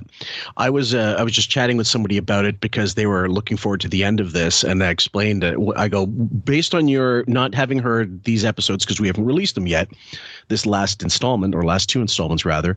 And they said, what do you think happened? And I said, and they go, there's just no way she finished the marathon. She would have been bragging about it for a decade. And she would have been wearing that like she wears her Batwing dress or like she wears those awful wigs. It's just impossible for a person like that to not keep going on about it the way Howard goes on about Private Parts, even though it wasn't it was a major movie, Hollywood movie, but it wasn't a success. It doesn't matter to him. In his mind, got it made. That's successful. In her mind, she ran a slow marathon. Doesn't matter. Finished the marathon. To her, to undersell the accomplishment would imply she cheated. She feels bad about it. That's exactly right. Because even with things that she felt like she was accomplishing, let's take, for example, the 15 Foundation. She knows every figure that she made in donations to, she could tell you, we raised this amount of money. We raised that amount of money for this. So you're telling me that you can remember how much money you raised for something, but you can't tell me the time you finished your first New York City Marathon, even though you've been training for this for months? Well, she knows the time that she finished, and she says it and they get it. But the thing was, and I'm certain at that time, I don't know what the marathon does now in terms of marking each whatever segment, but most runners will have their, whatever stopwatch on their wrist, or these days it's all smart. So they would just go, okay, as soon as I get to mile such and such, give me a beep so I know when I hit it and the time. And they'll just they'll log their 5K runs or how long it took to reach, 10 or halfway or whatever. They would have had probably signs saying this is how far you've gone. And then you just look at your watch and you figure it out yourself mathematically. She didn't give a fuck. She got to, we said it before, she burnt herself out too quickly. And there's nothing wrong with that. Like, it's a rookie mistake, I would say, if that was the case. I'll tell you when she would be super excited about running this is if there was, like we said, the dick at the end of the rainbow. If she had at that finish line the arms of Brendan Murphy to collapse into, she would have been huffing like, Rocky in Russia. Yeah, she would have been happy to fall on his dick. And sure. Yeah. So either way, and hence the discrepancy why they couldn't fucking find her. She didn't want to be found. So this is at mile 16. Yeah. And this is when I got the text. They were still looking for her. Well, and she had just run by me. At mile 16. We found her. She at 117. She was at mile 16. Yeah, a little bit before. Mm-hmm. That's not at possible. At 110. How is that possible? To be in Manhattan? That's where it ends. And mile 16 is First Avenue and 66th Street. We found her there. At the finish line. You still have to go to the Bronx. Right, yeah. At the finish line. So you don't understand the route. Okay, let's let this play out a little bit more. Oh, yeah, they Richard. don't understand. They don't understand the route. They don't understand the route, even though they're the ones that have been surveying all day. Yeah. It's them. Yeah. I didn't understand the route. Yeah, because I thought once you get into Manhattan, you're almost over. right there. It's not over. You still got a lot to do. All right, I apologize. Lisa, you owe her an apology. I'm sorry, Lisa. As we all do. Wow. We thought he was just drinking pumping mimosas, so we kept texting me. I didn't know what was going on, but it was so exciting seeing Robin, and we were all there cheering. We got the firefighters cheering for her. She looked amazing. Did Robin have that big belt with all her things? Okay. First thing I wanted to ask you, God, they're just talking about. Do you think that she in advance called Howard and said, "Look, I don't want it out there. I didn't really I didn't really complete the marathon," or do you think she's just going to allow them to think what they will and keep it inside? Yeah, the latter. I think that she did not tell him that. Yeah. No way would her pride allow that. And yes. I also, just based on if she did give that information, he would be a lot more protective of this conversation. Yeah, you think he wouldn't even allow it to go this long? Now, he is, of course, leaning on the side of, you're stupid, Richard, you don't know the route, these people, Ganji, you fucked up. But that's normal for him to do to them and degrade them in any situation when it comes to them versus Robin. So it doesn't matter if it was a marathon or some stupid cooking thing or whatever the fuck she's doing. They would always be wrong. She would always be right. So take that with a grain of salt. But I do think it's interesting how he is saying, you could tell she didn't tell him, because he does add these pot shots at her. Like, oh, did you wear that belt and the thing? Like he is kind of giving her a little shit. Yeah. The same way she might do the same if it was him and he fucked off and she knew the difference. So he probably has an inkling that, well, he must have an inkling. She's there and she's not like in pain, racks of pain. So he doesn't believe she ran it either. Well, have you ever noticed when Robin and Howard separately accomplish something on their own, not together? Okay. Right. They have a tendency to knock each other down a few pegs, whether it be Howard on going on like a late night show and Robin has to sort of needle him about a few things on an appearance or a premiere. Right. Something. It's subtle though. It's not overtly. Yeah. But because we listen so much, we pick up on this. Well, yeah, totally. And the other thing is, because basically with the bitching about them fucking up is really padding. I think it's partly to protect her, because he knows inherently there's something amiss. But he'll allow the wrap-up show to talk about it, and people say, well, like the Robin is wrong thing. He'll entertain that to a point, but not enough to the point where she's going to walk off the show again, because 6 months earlier she'd already done that with Lisa G, because she got pissed off. He thought she could take X amount, but she couldn't, clearly, and he had no way of knowing that. Except normally he would. Like he did. That one was a little odd. I don't think he counted on her walking away when Scott came in and Lisa did that news report. I think that took Howard by surprise, actually, because he thought, okay, she'll take a little ball busting, but I know how far to go. Well, because I don't think he factored in her emotional devastation on the Brendan Murphy thing. And I think that Howard, like you just said, he will easily use the people in the room as the scapegoats versus don't give me the blowback, whether it be why is this assistant in the office right selling charity tickets for $250 a pop or more. He let it go on for so long, and then when he finally says something, he still does this mea culpa of, but you're doing a good thing. Yep. Even though I'm going to have everybody collectively challenge you in the room. Right.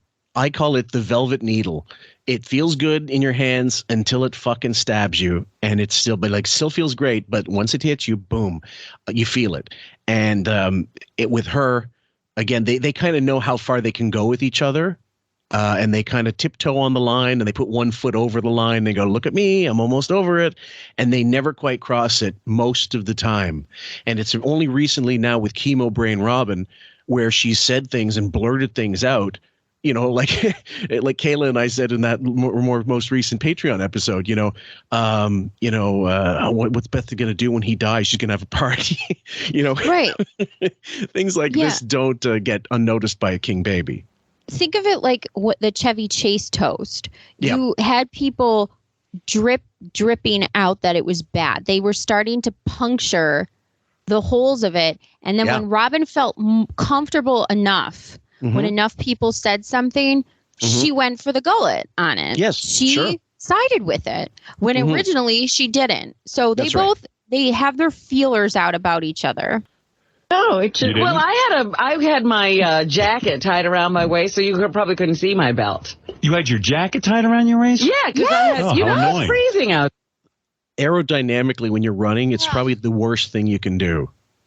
Listen, I remember wearing flannels around my waist. Like that was a style. You wear your jeans and your flannel around your waist. Yeah. I think about running a marathon with that on. Oof. What kind of stupidity? You're better off putting a cape on. I mean, how? First of all, not only is it, uncomfortable to run in, I could imagine having something tied around your waist, Oh, yeah. It's just something that you're doing to get you through to you can get rid of the jacket. That's the point, unless you're making a style point. Yeah, I guess. That's it. Yeah. You don't tie anything around your waist to do something. Well, you could. Well, if you're walking and you factored into the weather being hotter than it really was, and so you didn't factor into it's not being as hot as it was. You just tie it around your waist because you want to hold on to it, but you don't have a bag to put it in. Okay, I get that. Yeah, but if you're walking in a dog park or something. But she was running. Okay, it was in November. You need a jacket for because it's going to be cold. It's November, and it's New York. I get that, but wouldn't you have someone there to keep it on you? I mean, I don't get it. No one's going to run that thing and really feel the cold if they're really running it. That's a great point. I was just going to say, if you're running all those miles or jogging or whatever, these people are sweating to death. I remember seeing P. Diddy run the New York City Marathon. It looked like he just came out of, like a waterfall. It was crazy. He was sweating everywhere. Like I don't think he was thinking about a jacket. Imagine hockey players with like a winter coat on. Right. With the mitts tied to the sleeves so they won't lose them. Yeah.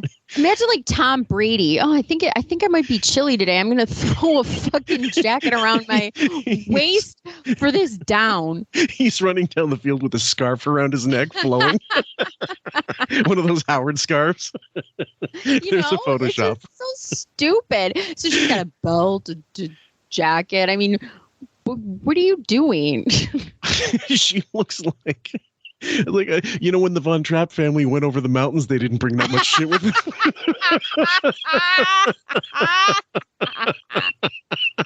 There, yesterday.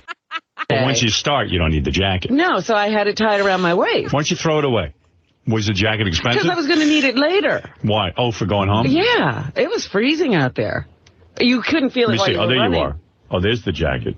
Yeah. Oh, that looks very annoying. It was annoying because it fell down and it was like a skirt. I would have thrown it away. Yeah. Oh, there you are. One sec. I'm going to test this. I'm just going to see exactly how bad it was. One moment. I'm going to look up and see.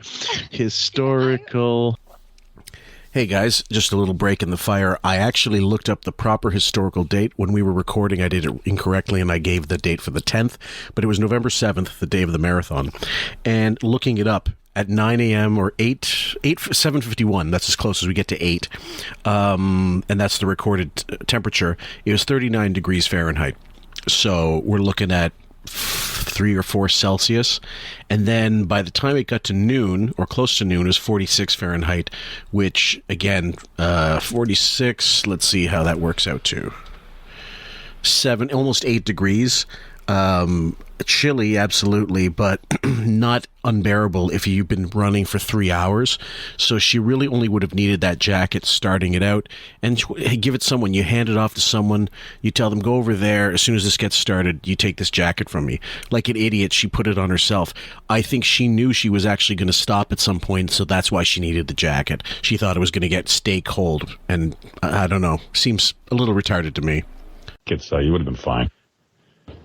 Should have thrown it Those away. Mylar things don't do much. Wait a second. Are you supposed to be running and you're talking? What is that? That was like 2 seconds she was there. I don't care. What is this? It's in slow-mo. What's going on? Slow-mo. Why are you... Well, I was Who are you, the supposed to see Chilean them in miner? other places. So I wasn't there that long. This is in slow motion. She was there 2 seconds. Oh, you're having fun. So she stopped, which is, you don't do that. No. The interviewer will jog along with you on the side or something. Yep, absolutely. But you don't stop, because if you stop, you fall. Well, even if you don't fall mentally, it's not a good thing. Yeah, I even know that, and I hate running. Oh yeah, the key is to keep going until you can't go anymore, and you really can't. And you're really trying to convince yourself, go, keep moving, because again, the lactic acid buildup. It also depends on your pace and what kind of runner you are. But my God, the worst thing. Last time I did a proper run, the hardest was, yes, of course, the last bit of it. But once you see there's some kind of gains being made, you get a little bit more energy. You go, oh man, there's only 5 left, and I can keep going. As long as you see you're making progress. She blew herself out at mile 10 or 15, whatever, 16. I don't even think it was that far. I think it was a lot earlier, and said, fuck it. Completely, because now she's red carpeting the marathon. So Robin, what designer are you wearing? You're not supposed to be having that much fun. Wait, you know what you said? Do you remember? No. Oh, I'm really hurting. Are you going to auction off your bras or anything like that, Rob? No, I need my bras. Now Robin's making out with someone. That's Josh. Oh. He's having sex on me. I mean... Okay, so she stopped for this. They said it was just for 2 seconds. Again, why would you stop? I'm sorry. Why are we still pretending that Robin's bras and breasts are sexy? Like, over the shoulder boulder. Who is buying that? Well, yeah. I mean, Jesus. They still do the Black Tits, David Bowie song parody sung to the tune of Fame or Let's Dance, rather. Sorry. And every now and then you'll hear it, but like she's almost 70. Isn't there a time when that stuff has to stop? Yeah. I mean, you're past the age of the Golden Girls. It's time to stop. Estelle Getty is cheesecake. What is this?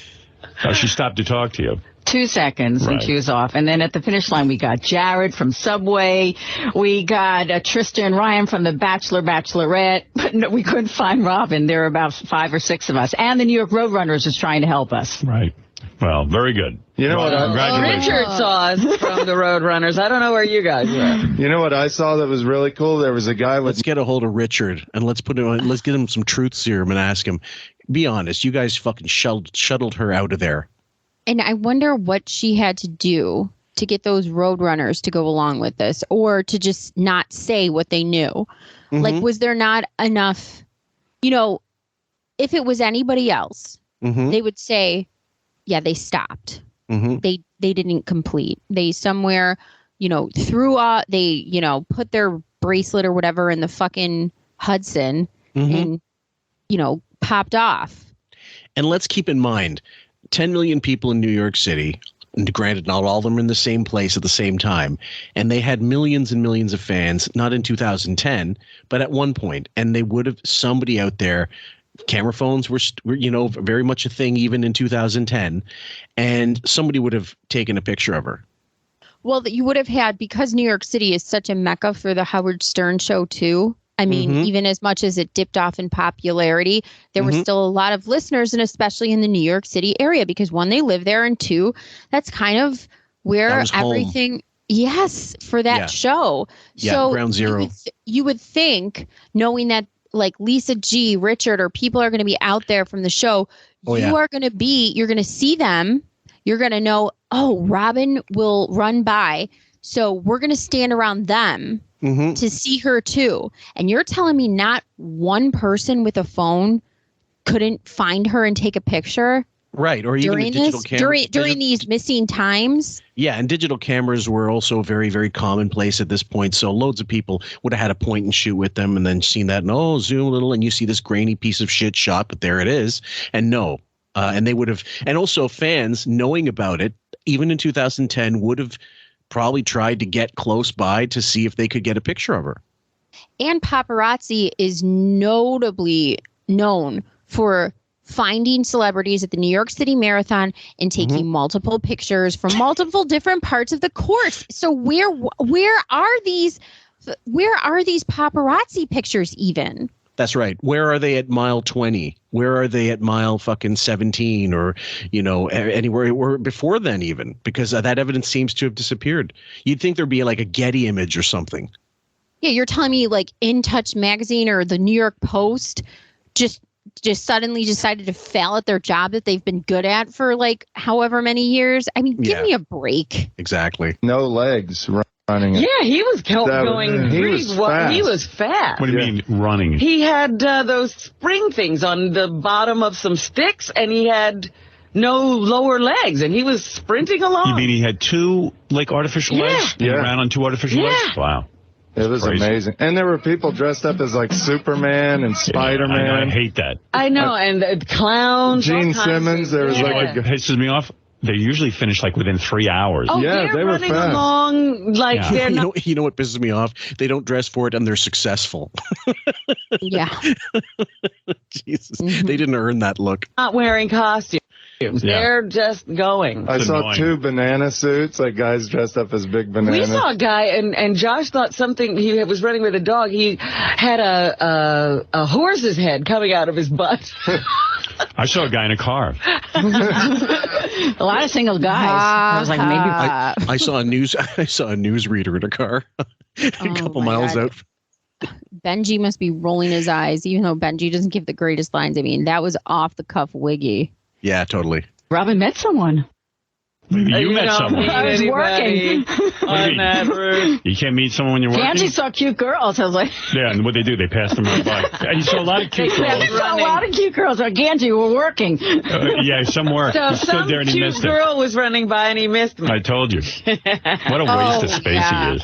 Well, you might, since you can't get a hold of the gunt, you may as well make good use of your time. I don't blame you, Ganji. Jesus. I mean, this is your life. You're not going to see her anyway. She wasn't there. No, that's right. Well, congratulations. How you feeling? I'm feeling okay. I'm feeling much better than I thought I would. Much like that Bill Hicks joke about the book depository in Dallas. He goes, they've set up a museum there called the Depository Museum. He goes, and it's really accurate because Oswald's not in it.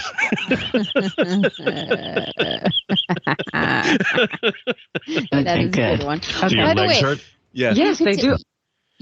You could tell, and we really should pull up this audio maybe at the end of this, of the difference between how Beth felt after her marathon and how sore she was, because I specifically remember the absolute, collapse of her body after that. Like, she just was really racked in pain and just, it was a lot. And Beth is clearly more physically fit than Robin. I wouldn't say nutritionally, but she's definitely has a better body, and she's definitely an athlete because we know this from her history.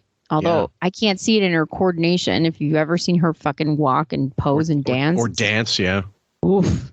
So, but regardless, I think that Robin the way she acted after the marathon, being like so aloof about this and just so I'm fine. I went to a party. What? Oh God, but one of the funniest moments is trying to get out of the park because you had to walk up some stairs, over an overpass, and down some stairs, and the line was all backed up, and I started to laugh because nobody could walk up the steps. Right.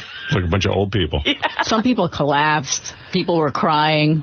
Oh, boy. When they collapse, they go, water, emergency over here. Did you cry? No. Everybody kept telling me how emotional it was going to be. And no, I cried at the nightclub when I saw Anne-Marie with Brendan.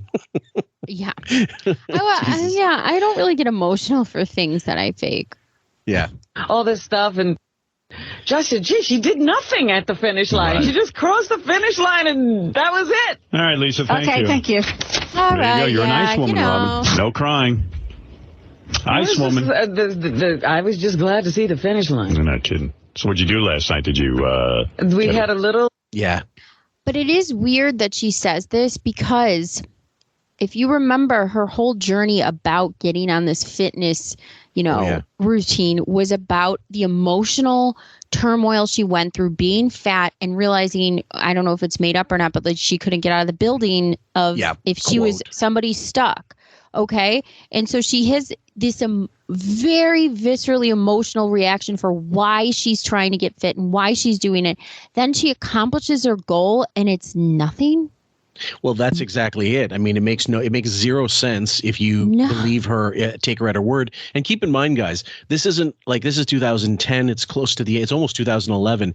She'd been doing the health bullshit, the green drink thing since 2008. So it wasn't like an overnight thing or a 6-month thing like Howard would do with his chess or his journal writing and whatever bullshit, grilling and cycling and all that stuff. It's something she at least has been doing semi-regularly for going on almost 3 years. And self-promotion of it. And she really dug her heels in on this sort of new life. And, and she believed it and invested in it. And when I say emotional about it, you could see in the vigor in her voice when she spoke about everything that she was doing up until now. That's right. You're meaning the culmination of all of these years of this, I just crossed the finish line. Mm-hmm. And the other thing is, guys, and I have to point this out. I have to make sure I point this out. She, the level of tweets, for example, like the level of tweeting, I think I already did in the previous episode or one of the halves of these, where she kind of was even on Twitter really blasé about it. And usually, like if you're going to brag about something, you brag about it in your own time. She had been bragging about.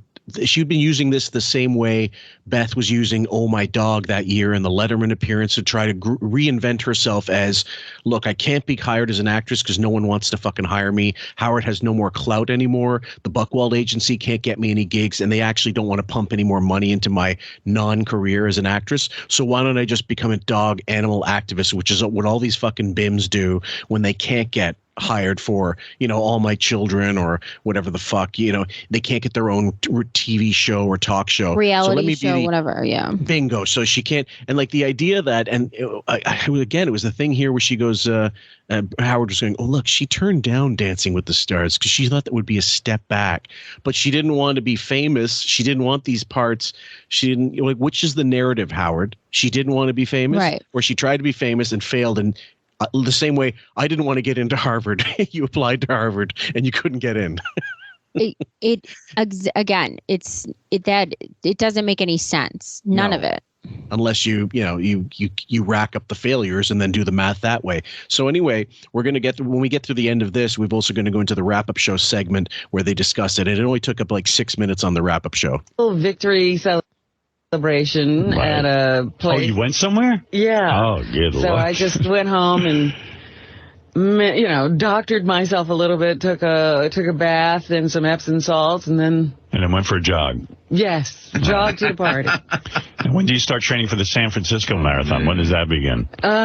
We have to talk about that. Yeah. I get some rest. I don't even want to think about. Maybe you don't want to do it. No. I want to do it because I want to I was like, geez, I'm not strong enough yet. All right. Justin, you're on the air. Right, that's the reason. Okay, let's hear from Justin. Maybe he has the answer. Minneapolis.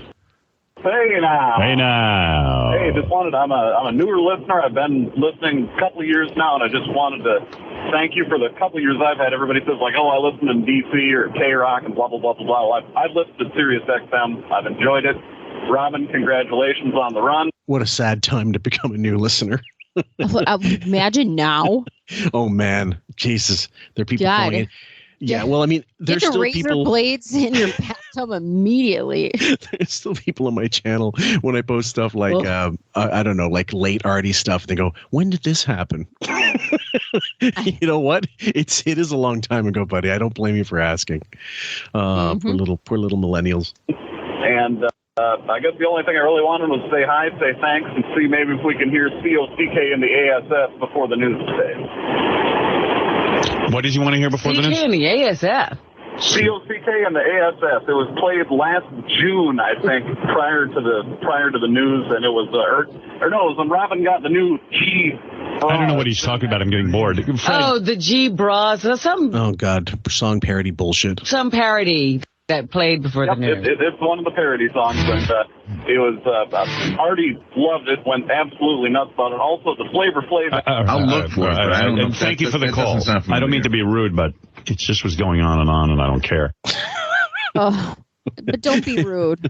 You don't mean to be, but I'm going to be. I'm going to be, exactly. Nice. And by the way, the one person I really remember seeing on the route was Marianne from Brooklyn. She was making a lot of noise when I came over.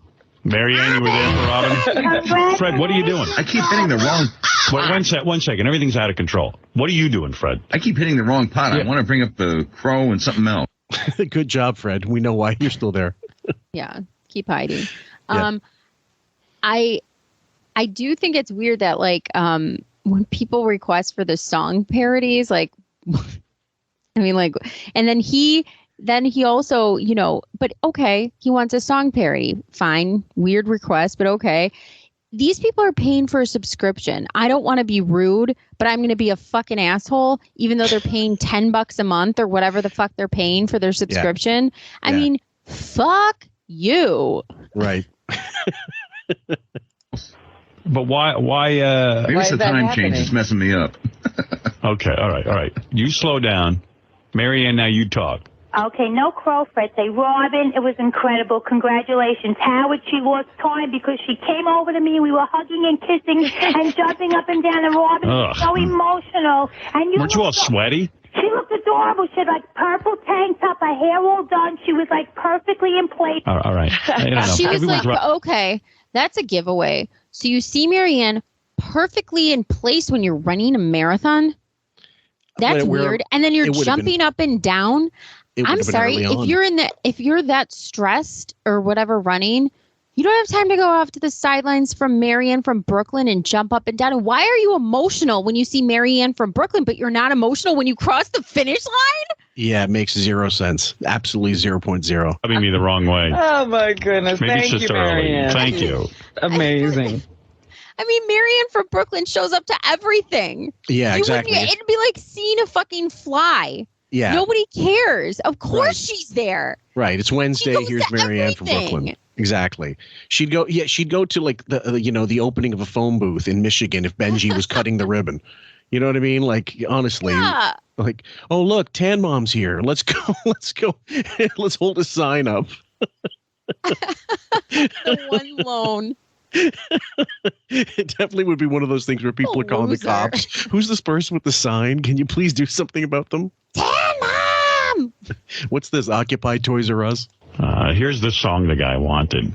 This is for you, Robin. Well, I really want to hear this morning. Well, why not? The guy requested it. From Tony Daniels.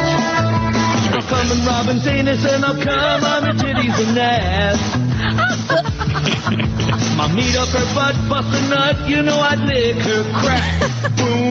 Oh, Christ.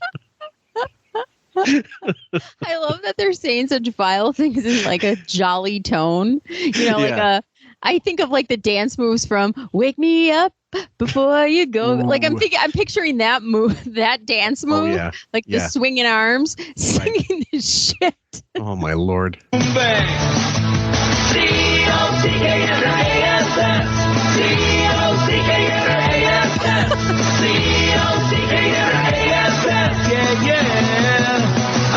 Robin's ASS. Boy, that is good. Oh my Lord. And they actually, the song parodies around like not by the late 2010s, like by late 2000s or the oddies as they call them, they started to get really obvious and really stupid, like really beyond stupid. I think when Richard stopped doing them and Dan the Song Parody Man stopped submitting them because he wasn't allowed, because they basically castigated him from the fucking show, they went to shit. What's better than Dominic Barbara on the boat? Oh God. One of my favorites. I still love that. You know, though, I was about to rock. Fire.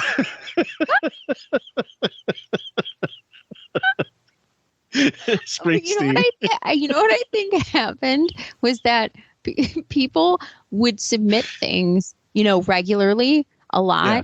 And I feel like there was somebody that was in charge of going through them. And I think there just became a lack of submissions on top of somebody must have not been the prime person to go over them. I think somebody was definitely had the role of going through these all the time. And I think that role kind of was like, okay, just pick 7 today, or like, not going through every one and finding the best one. Oh, yeah. Yeah. They just went by bulk at that point. Yeah. Let me see if I can find it. Like, just pick 6, whatever. Okay. Hold on.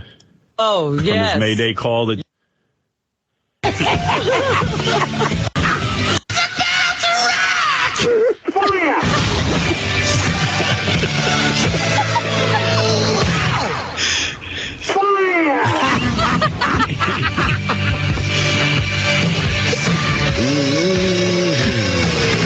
Gotta cut it up, guys. Come on, Dominic, one more. That's it. Keep going.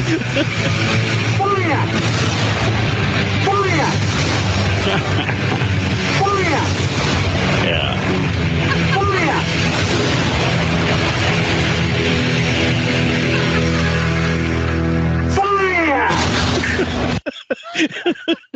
Let me play some of them a little more because we got to get some levity in here somehow. I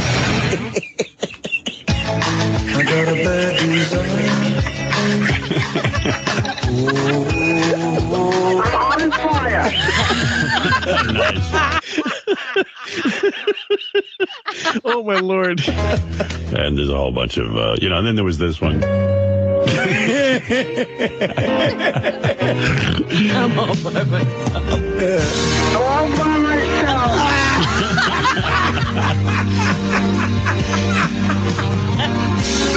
All by myself. Sorry, guys. I had to throw that in the middle because, every now and then, what the hell. Let's get myself. I love when they would do that shit. He's right. Guy knows what he's talking about. Fred, you never played this one. Got 34 G's, not 36 double D's in her bra. All right, the double G. See? She's got it in there. And I want to stick it in her butt just like she did with her paw. Oh, my God. That was another reason why, even when we were at the old place, I always maintained that her molestation was bullshit because no one jokes about molestation. Nobody sexual molestation from their parents. They just don't. Yeah, you don't see honestly, it's just so crazy. You don't see that would be like, imagine, when the Michael Jackson kids were being interviewed or something like later in life, and they made that whole documentary about leaving Neverland, and all of a sudden the interviewer said, "Hey, we have a parody about your pain." We're waiting for the Jeffrey Epstein massage parody. Right. Oh, I mean, could you imagine? Hey, we have Virginie Gouffre in the studio. Oh, let me pull up this song parody about Jeffrey Epstein fucking you in the ass as a minor. Right, exactly. So we'll continue, guys. Outrageous. She is black and I am white.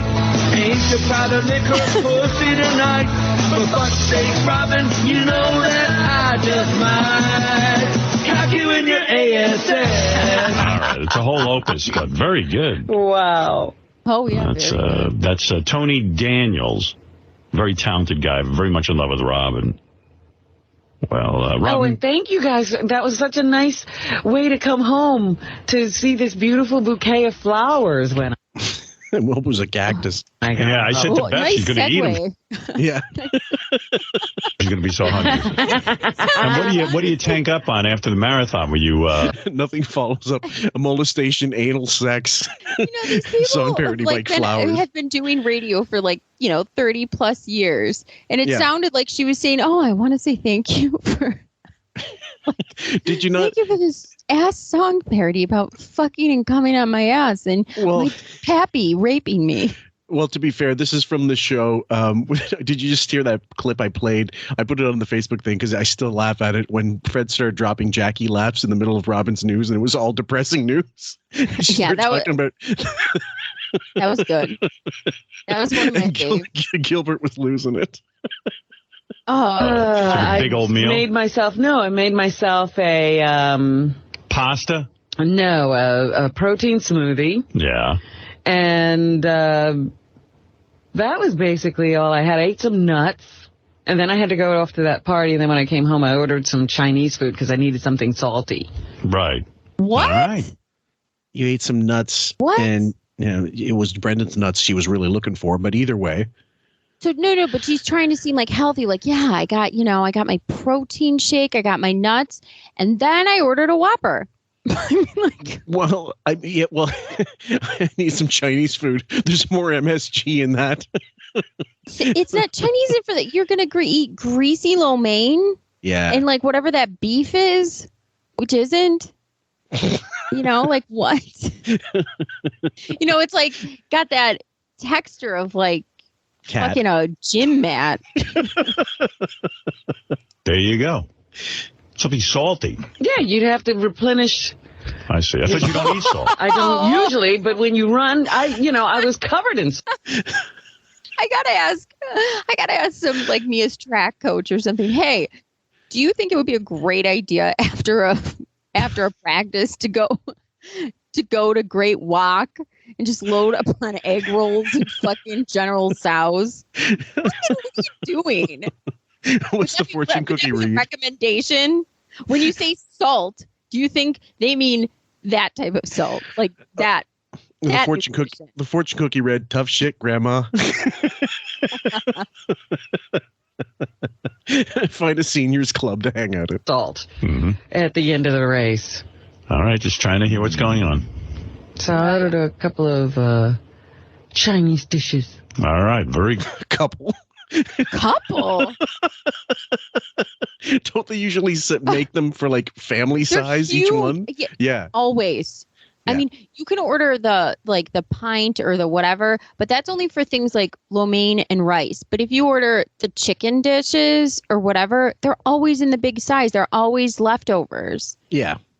Good. Well, congratulations, Robin. Great accomplishment for you. I should have walked in with my medal. That was so funny. I went to the party at my where is your medal? Why don't you wear it today so we can all see it? I'm already over it. Yeah. No medal? Yeah.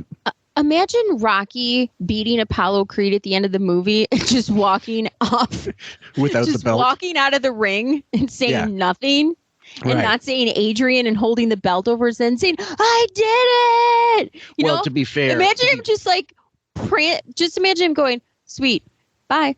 Just boom, done. This would have been fine. The whole medal thing makes way more sense if she doesn't go to this party. She's too fucking worn out. She doesn't even eat. She loads herself up with electrolytes and stays in the bath for 6 hours, that kind of shit, and gets all pruny. That makes 100% sense. But when she says, she goes, I had the energy to go to a fucking victory party, quote, air quote, and you're not a victory party, but I survived, completed the marathon, like a participation medal, which is fine. I'm not bitching about that, guys. People, it's an amazing feat if you do it, but for her to low key it it's not her style, A, and B, again, I'm going to repeat myself. She had to do it because there was thrown for her. If you look at the pictures, there's 15 Foundation shit there. It was made by 15 Foundation that they did for her. So she had an obligation to go. But if she really felt badly, she would have had to tell them, look, you're going to have to postpone it or something, or just don't do it.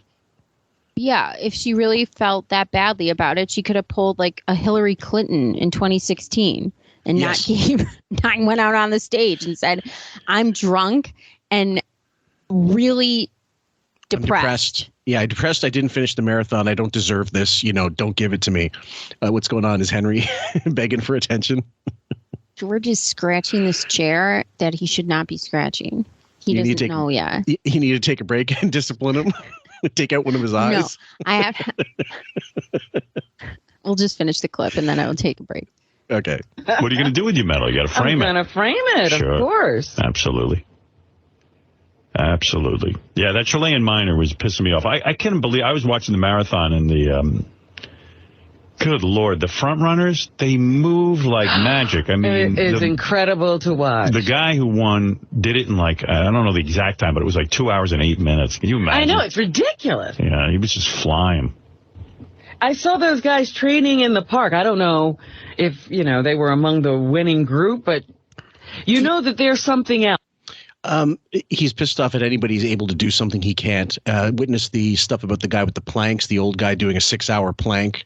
No, it's a Chilean miner that's got a fucking bug up his ass. Yeah, fuck him. I mean, it's the Chilean miner. I think you're going to be fine if he can have an achievement, you fuck. Yeah. Else. They're not like you. No, they're certainly not like me. Guys, the same day, November 8th, 2010, and this is the wrap-up show. There's about 6 minutes where they're kind of questioning what happened. Ganji comes in, and he has his say. He doesn't have to be called a stupid fucking idiot. I see Ganji back there. I do want to talk to Mike because, Ganj, I don't know if you heard it, but Robin, and congratulations to Robin for finishing the marathon. Very, very impressive. But Ganji apparently was supposed to film her crossing the finish line, and she said she heard from Ganji. By the time she heard from Ganji, she was home. I mean, so what happened there, Ganj? Was that unfair of Robin to characterize it as that? No, she was absolutely almost home. That was the thing. It was a really strange sequence of events. We got her on. Okay, guys, I'm gonna let this play. First Avenue. That was our first shot. We met her on 65th Street and First Avenue. We were supposed to meet her at a certain time, a certain place. Well, how can you decide what time you're going to meet her? Her coach told us that she would have a range of where she would probably be in. Now, when you met her on First Avenue, that's late in the race, correct? That was at we met her at 1:10. So it's 6 miles 16. Okay. At 1:10 in the afternoon. And that was right in the range that the coach had told us. So it was perfect. We had gotten there way early just in case. So they were anticipating, let's say 4 hours, 5 hours into the race, she might be around there. So they meant they did their due diligence. They were supposed to be there ahead of when she possibly could have been there based on what they thought what her predicted times would be. I'm looking at the route. Yeah. So he said that she was at First. Mm-hmm. Okay. 10th Street, 103rd. Give me 1 second. Yep. Because I want to look at something. So explain to me again, because I go over this. He said First. Okay, let me get through that last little section and try again. Okay. Let me try that again. I see Ganji back. 5th Street and First Avenue. Her on First Avenue. That was our first shot. We met her on 65th Street and First Avenue. 65th Street and First? Okay. That makes more sense now. We were supposed to meet her at a certain time, a certain place. Well, how can you decide what time you're going to meet her? Her coach told us that she would have a range of where she would probably be in. Now, when you met her on First Avenue, that's late in the race, correct? That was at we met her at 1:10. So it's 6 miles 16. Okay. At 1:10 in the afternoon. And that was right in the range that the coach had told us. So it was. Mm-hmm. Okay, so what did he just say? He said she. He said that was the prediction the coach, their trainer said that's the best place to approximately to meet her and what was also it? mile 16. Mile 16. Mm-hmm. And because he missed the one on 65th. So the one on 65th is Right. The one on 65th is between 7 and 8 miles. So by the time she would get to 65th Street, it would be 7.2 miles. So how's that 16 miles? How's that mile 16? The route must have been, you're sure you're looking at the 2010 route? Well, this is, I don't know. I mean, like, this is, I don't think the New York City Marathon changes that much on the route. I have no idea. So, yeah, that's a little weird, right? Again, I'm looking at another one. It says East 65th Street. Yeah, it's between mile 1, 2, 3, 4, 5. I don't know. Keep going. I mean, anyway, it's not really too relevant in terms of when they were supposed to meet her, and I'm assuming the trainer figured, we have to give you guys enough time to get there, set up your cameras, do whatever. And also, if there's a media area for people at certain checkpoints, fine, because I'm sure people are allowed to watch the marathon, just people who are not involved in it and stuff, like just family members of people who are running that you want to get a spot and watch people, and photographers who want to just take pictures for the fuck of it, you know. I'm kind of surprised that there isn't an area specifically designated for press for this, where, like, you know, celebrities are going to look out for that point. I really have a hard time believing that. So again, why are you coordinating with the coach versus like, okay, this is where the designated media area is? Well, normally they should. Like, it's no different than I used to do photo gigs for concerts, and in the pit basically is where they give us, you know, a certain amount of time. Like, you can stay here for 2 songs, or you could be here for the whole night, shoot whatever you want, and or you could, you know, however you choose, you could actually go back and use a zoom lens and get those types of pictures. But either way, there's a designated area for concerts. There's a designated area for a lot of events where they go, this is just press. That way we can consolidate all of you, and no one's going to fuck with you. No one's going to get in there. You can just, your stuff's not going to get fucked with, and you got a perfect angle. So there would have been loads of people taking pictures of her. I'm surprised there aren't any images like that out there. But that's why this is just so bizarre to me, that even if he missed her, Fillmore, there would have been that press pool of people at those certain points. So how did she miss that? Yeah, good question. It's perfect. We had gotten there way early just in case. The problem was the tracking system that the New York Roadrunners set up. It's kind of difficult to follow, and it was kind of off. When we met her on 65th Street, it was actually saying she was like on 85th Street. So it was kind of off. So we kind of had to like figure out. We got to the finish line way early. They stationed us about 100 yards from the finish line. That was where the press was supposed to be. So we were waiting about 100 yards down. We were there an hour and a half early from where she was supposed to finish. Okay, keep going, guys. What was the projected time you were told she would finish? Her trainer told us 2:55 to 3:40. So it was a big range. But how many hours? Yeah, how long is that running? That was I think almost 5 hours. Okay. They were predicting. So, I mean, which is a big window to wait. So we were there by way before 2:55, and we just waited and waited and waited and waited. And then we were getting updates, trying to get updates from the New York Roadrunners people, and they had no idea where she was. Okay. Either way, if you couldn't, hold on. She's got, her tracker doesn't work. Let's assume, for the sake of argument, because this is going to take forever otherwise, that her tracker did really malfunction. She's got a phone on her. The trainer's most likely got a phone on her, because if they get lost, they have to be able to, you know, where are you in the pack, that kind of, they wouldn't be, first of all, they'd be together. So if you couldn't get a hold of her, you would have had to have the trainer's number. And clearly they had some contact with him. So they could have easily called him up and said, where are you? Yeah. And she had all of her stuff with her, including her fucking jacket. Yeah. Also, the trainer, I'm sorry, not the trainer, the Roadrunner people, he said the system is confusing. She said she's at 65. The Roadrunner thing saying she's at 85.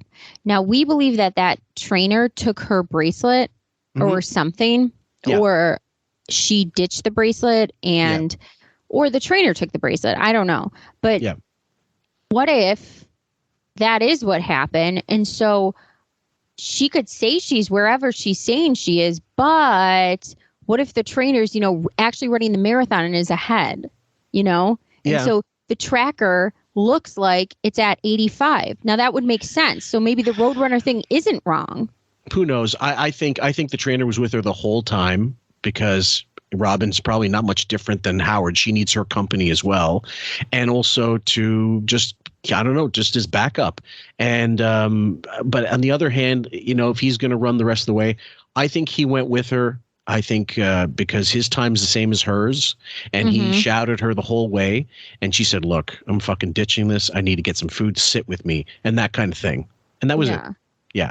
So as for the tracking, who knows? I mean, maybe hers did work and she went off the course and that's why it was fucked up. And they think it's fucked up. But no, she actually went off the course and that's where she was. Well, the 85 is just about after. So the 85th Avenue, when they were spotting her, is around the. Let me get this up. Let me see what mile mark that is. That's around the 85th Street is around 10K. Okay, so that's a big discrepancy. That's like that's miles different. Right. Yeah. So either way, so I that makes no sense to me, except if, I don't know, somebody else can figure that out. That was like one of the things. Nobody could find her. Nobody tracked her. Nobody knew it. So they kept saying, oh, we think she's coming in at this time. We think she's coming in at this time. So eventually it got to that she was supposed to be in at 4:00. And we were still there waiting and waiting and waiting. 4:30 rolls around. And we're like, has anybody seen Robin? Now, these are the people that were waiting for Robin. Myself, Ted Summer, my camera guy, Lisa G, a reporter for People magazine who was covering Robin, and 2 people that work for the Roadrunners organization. Now, why were the Roadrunners people waiting for her? Because they were helping us out. Okay. So 2 people from the organization who know what she's supposed to look like. They know their number. They know all the information. And they would have had photos of her in, her garb, before to show what she looks like so they know who they're looking for as well. And the people at People magazine are definitely pissing their pants because a lot of People magazine articles are paid for flowery articles from celebrities. I mean, even Hilaria Baldwin and Alec are still getting flowery articles from these people. So their PR machine pays them to put these articles out. So you know that this person at People is like probably freaking out even more because they don't have, it's not like Ganji, they have to have something there. They've been paid on assignment all day. That's right. It's a commission thing, or it's how many pictures can you get, and we need an interview with her, and this is part of a larger article, whatever. Yeah, it's a gig. It's an absolute gig. Ganji's getting paid whether he finds her or not. Yeah, and he doesn't have an editor. No. They knew that we were waiting, and they knew that we needed to get that shot. So there was 2 spotters that were like up by the finish line that was supposed to see her and kind of shuttle her over to us, which was 100 yards away. Did Lisa mistakenly identify another black woman as Robin? Yes. At one point, Lisa goes, "Oh, there she is," and it was a completely different black woman. I don't know what she was thinking. It was a 100-pound Kenyan woman. Yeah, I mean, she looked nothing like Robin. Robin's not 100 pounds. We were waiting. So at 4:30. The Roadrunners woman comes over and a little more. She goes, "Hey, listen, I have some bad news for you." And we're like, "What?" She goes, "She crossed about 20 minutes ago."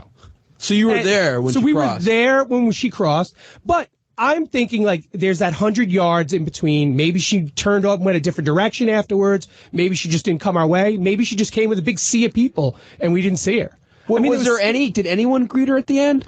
Not that I know of, because we weren't at the actual finish line. We were about 100 yards down. Gary, what do you do in this situation? So, okay, a little more, guys.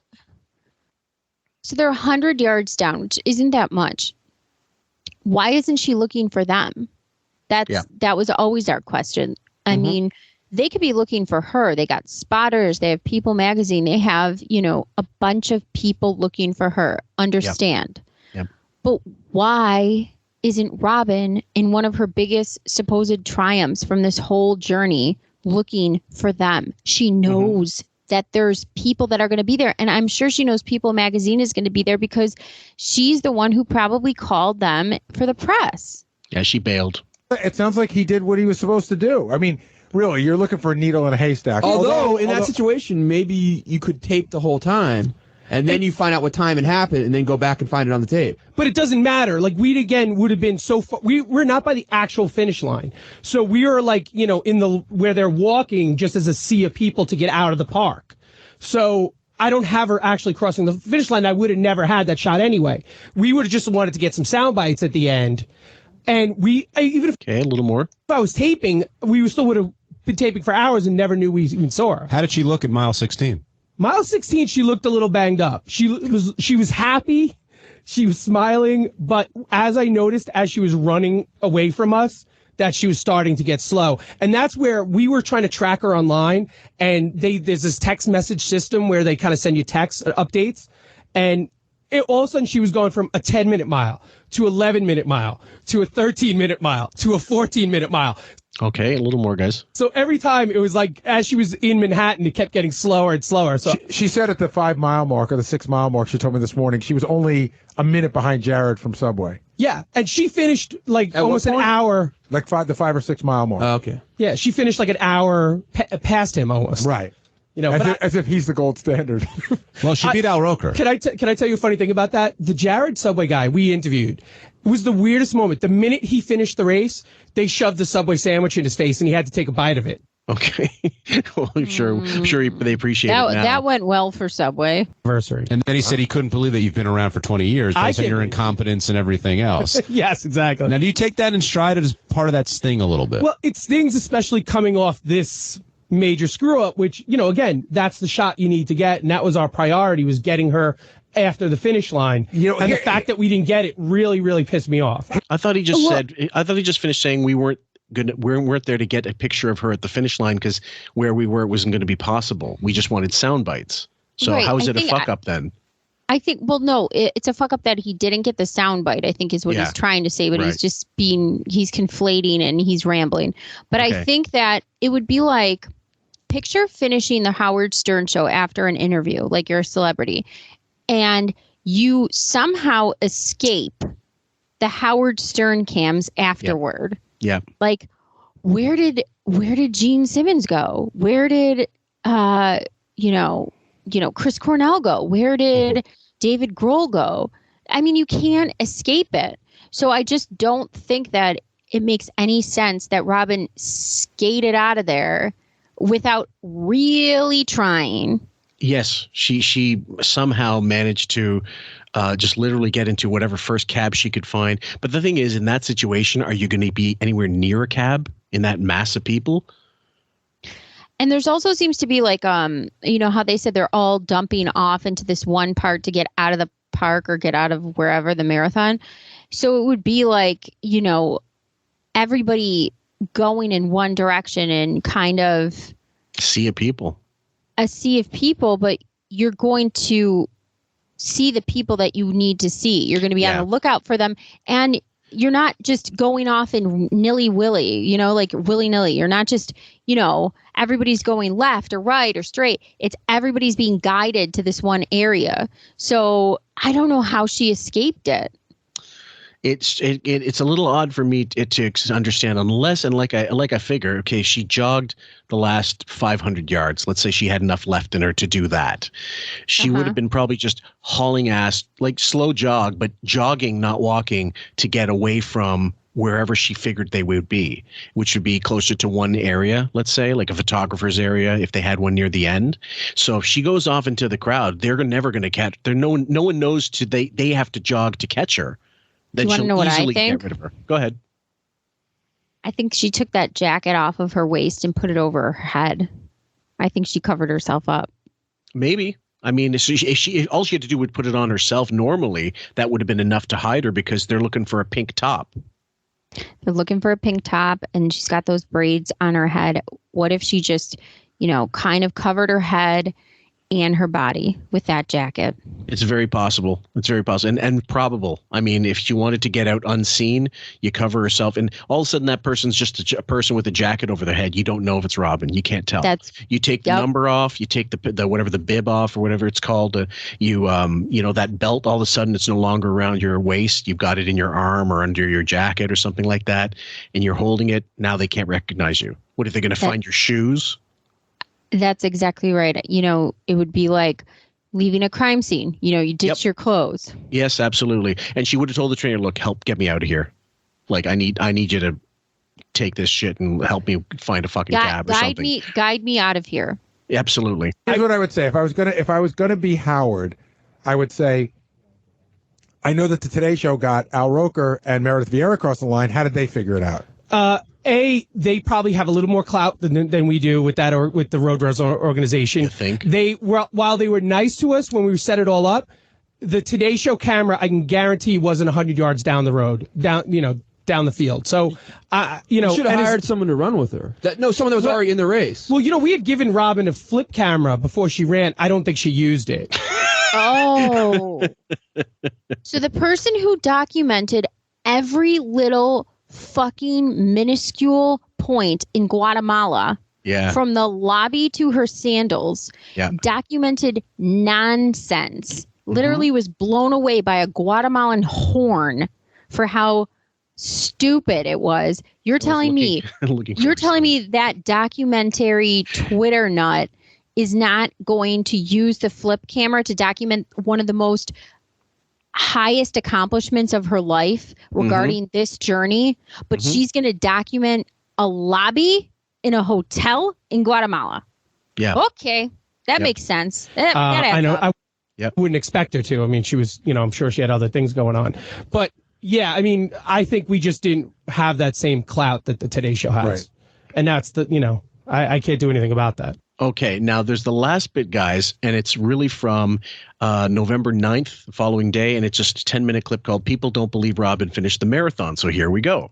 So there's a whole theory going on around that you'd have never really finished the marathon. And I saw that on Twitter last night. And this is the same theory that Katie Holmes got tagged with, who is, of course, married to Tom Cruise, and she ran the marathon. And because there's a couple of things going around about your marathon run. Number one, suddenly your device that tracks you didn't work. But where? Number two. Where? I mean, where in the race did it stop? That, first of all, that's not the question you would ask if that was what was posed to you. You wouldn't say, where? So I could defeat, because she's getting ahead of it. So she's trying to mentally think, how am I going to defeat this?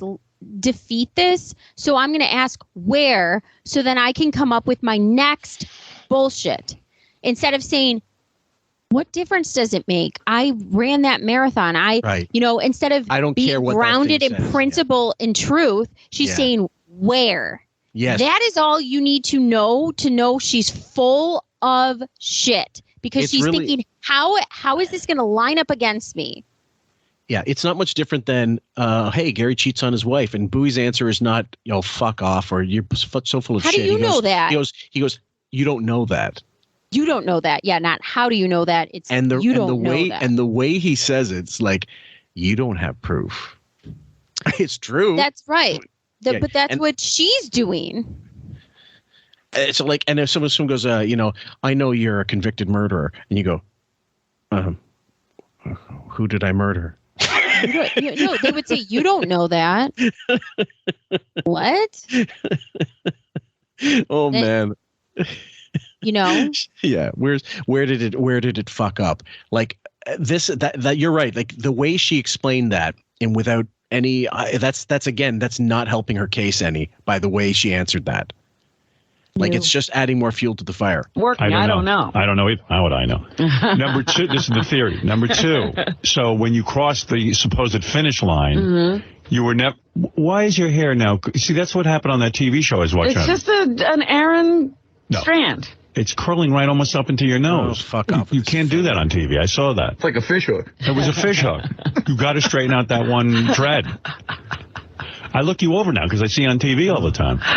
And there was one show where the dread was hooked like a microphone. I think she's talking about the guy who literally has tendrils in front of his eyes. Like, are you serious? And this is like following a fucking marble on glass. What the fuck is, he's going into a question, all of a sudden it's about her hair. Why not proceed with the questioning and the interrogation if this is such a fucking big deal and people believe that she didn't finish it? Well, this is also a mental game.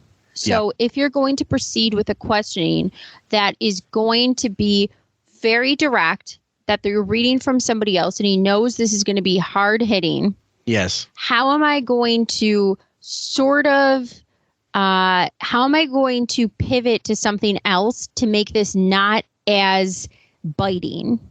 And so we go to the tendril. And they spiral around. They don't hit her directly with the question right off the bat.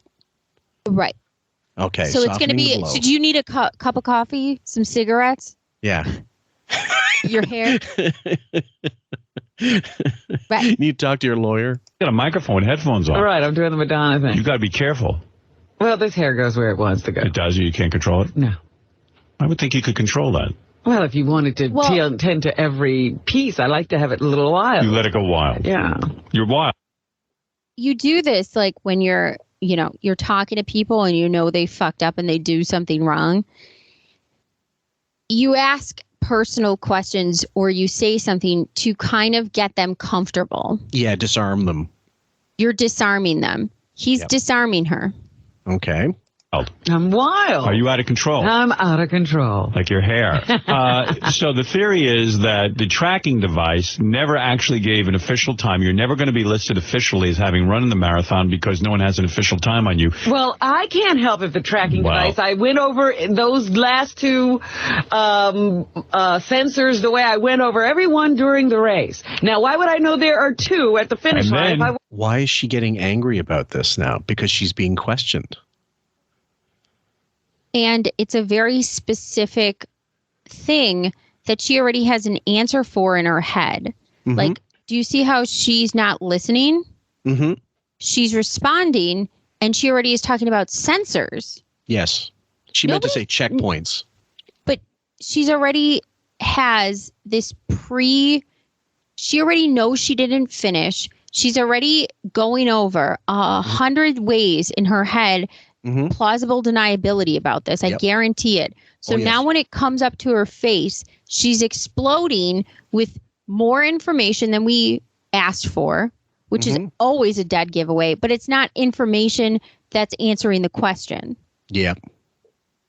Wasn't there. It's not even done yet. You have to defend this one too.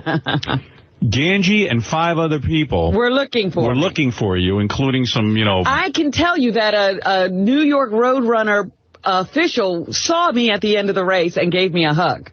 Do you want to talk to that person? Saw me come across the finish line. No, we can nip this in the bud right now. We can call Richard, talk to Richard, and he will tell you he saw me and Josh come across the finish line, and he gave us both a hug. I believe you.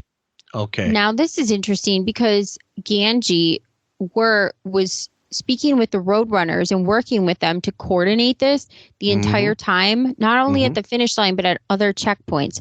Yeah. So why is a Roadrunner giving Robin a hug, but not letting them know about it? Yeah, not calling them, say, hey, guys, she's over here. Come on over. They're 100 yards away. Yeah. Yeah, you couldn't piss there, but you could definitely briskly walk. At least one of them can come over. The camera people, give them a few more minutes to make way with the gear and stuff. We know that's an effort. But Lisa G with a mobile mic, you can't run over. My theory is that Robin had a Roadrunner, her trainer or her, had one of them in the bag. Yeah. I'll pay you. I'll do whatever. Give me a hug. Say you saw me. Yeah. And so now she's just wheedling this off her tongue. She's just saying, because she knows she's got at least one person who will fake vouch for her. That's her trainer. Yeah, absolutely. And even if they're like, it's the whole thing, what Roadrunner, which one? Give us a number. Who are we going to get in touch with? How do they know which one to get a hold of? Who's this Richard person? We know she crossed the finish line, but even if she did hug somebody, right? Yes, right. That would be a moment that somebody would capture.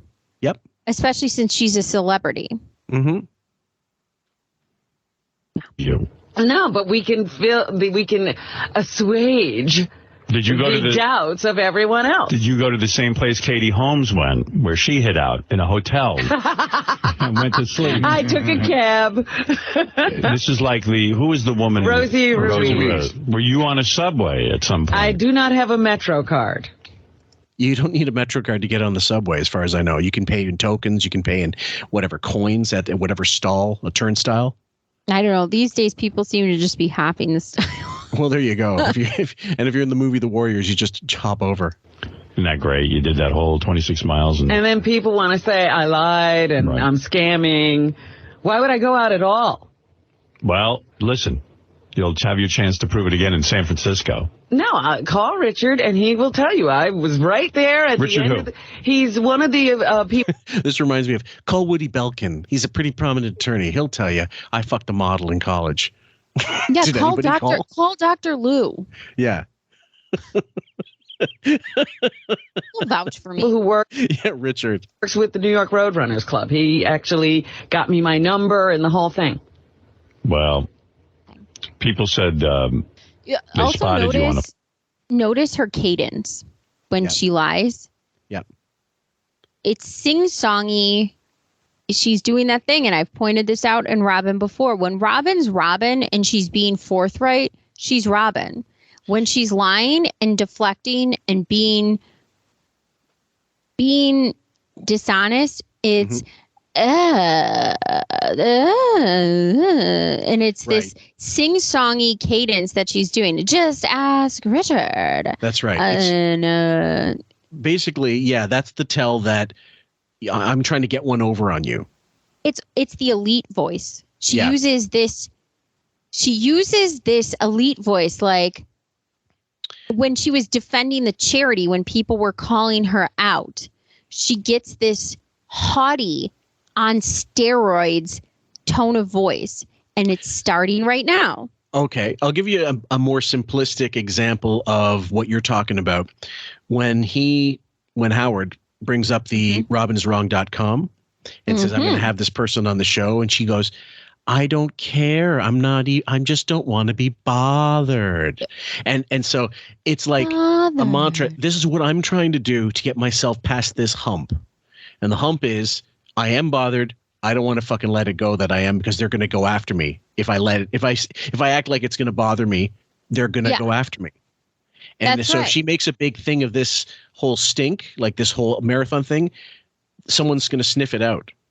Yeah, it's true. Yeah. And Robin also, she does this voice because it's an authoritative, knowing I am the authority on this, so Queen Elizabeth. you do not question me. On page 6, check for other passengers. Judy Garland dies in plane crash. I'm way more important than these people. Float down an indoor heated pool, laughing. That's right. With a long cigarette holder, drinking champagne. Well, listen, you know you did it. That's all that counts.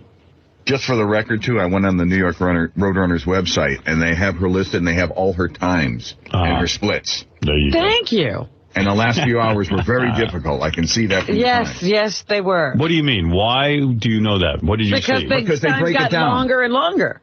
Now, the only way they could have her times is A, if the transponder or transmitter worked, or they got the trainer's numbers and they basically used his, which is what they probably ended up doing. That's what they ended up doing, because it wouldn't make sense otherwise. And like Ganji said, having trouble tracking, blah, blah, blah. They just realized this transmitter is no longer functioning properly. We're just going to go with whatever her trainer's doing. Right. Yeah. And having looked at it, guys, she could have easily, if Buddy had a lighter on him, they could have lit it on fire and it would have melted and fucked up, and they could have dumped it in the sewer. No evidence. Who knows nothing. what was in that belt? Easily, because it's all plastic. Yeah. What were the times? You know what do you mean? What Robin knows. What was what happened towards the end? She did really well early on. She was I was doing very well until my legs started to hurt. Did you start out too fast? Did you get caught up in the typical rookie move where you got excited, you saw the crowd, and you started moving faster than what you trained in the beginning? That very well could have been, but it didn't feel that way. And so She just said, my legs started to hurt. That very well could have been, but Yeah, I didn't feel that way. Give me all the excuses you can. I'll use them all. But you're running with the trainer. So you wouldn't make that rookie mistake. No, because the trainer would be there to say, you need to pace yourself. Yeah. You need to slow down, speed up, whatever. Yeah. If you're running by yourself, maybe. But you have your fucking trainer. Yes. But, it's Robin's rules of the road, so she's probably going to tell him, now let's go. Let's keep going. It's fine. It's fine. Yeah, she's got a fucking shiv in that belt.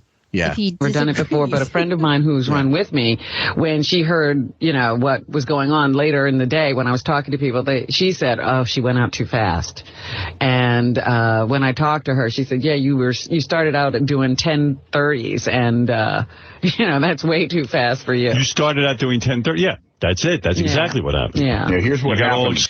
By the way, but this is key. Anyone training for a marathon has an idea of what their time will be, having done a mock marathon beforehand. Whether it's on a treadmill, whether it's on a track, you test yourself to see what kind of pace you're setting yourself up for. You don't go blindly. And I'm not talking about, there was a hurricane wind and it was raining and that hinders your time. No, obviously, it's perfect that's going to happen. temperature. Yes. And I think I might have got the day wrong, but it was, but either way, it's November weather's really, it's going to come in waves. If I check it again, it'll probably be much the same temperature, like whatever the day was, because it wasn't raining. It wasn't sleet. Listen to what you're saying, Fillmore. You're saying if you know, okay? So like if you know as a runner, not only does Robin know this internally, but she has a trainer who knows even better. Yeah, and it was clearly fit enough to do it. It's foul proof. Like you can't just fuck this up. You cannot. There is no way that she has a trainer and he's thinking she's running a 10-minute mile for the first 5 or whatever, and not realize alarm bells. This isn't how this is going to go, because in all of our practices, she craps out by mile 8 and is down to 15 minutes, 16 minutes. And now she's expected to run 25 or whatever the hell and keep up. No way. And so, like I said, and invariably, yes, your later times for the later checkpoints is almost always going to be longer than, early on, because God, the body tires. It's not rocket science, but she can't explain all this shit. She should have known. Like even an amateur runner knows their limitations. Yeah. You know what I mean? Know mine. Don't do it. Don't do it. Yeah. Side. In the you first, thought you were an elite runner. In the first 5K, she did it in a respectable 33 minutes. In the next 10K, it was 107. So it was about a half an hour. And 15K, 142. It was once you started getting into the 25 to 30K mode. Yeah. It became like an hour. Yeah. So it was over I don't know the what you halfway just said. mark. I don't have any idea what you're talking When she ran 5K. Right. Okay. He's a runner too. It's really hard for Howard. You can hear this conversation. I'm sure everybody can process what he's saying when he's going through miles and the minutes. But for him, it's like algebra. A train leaves at this time.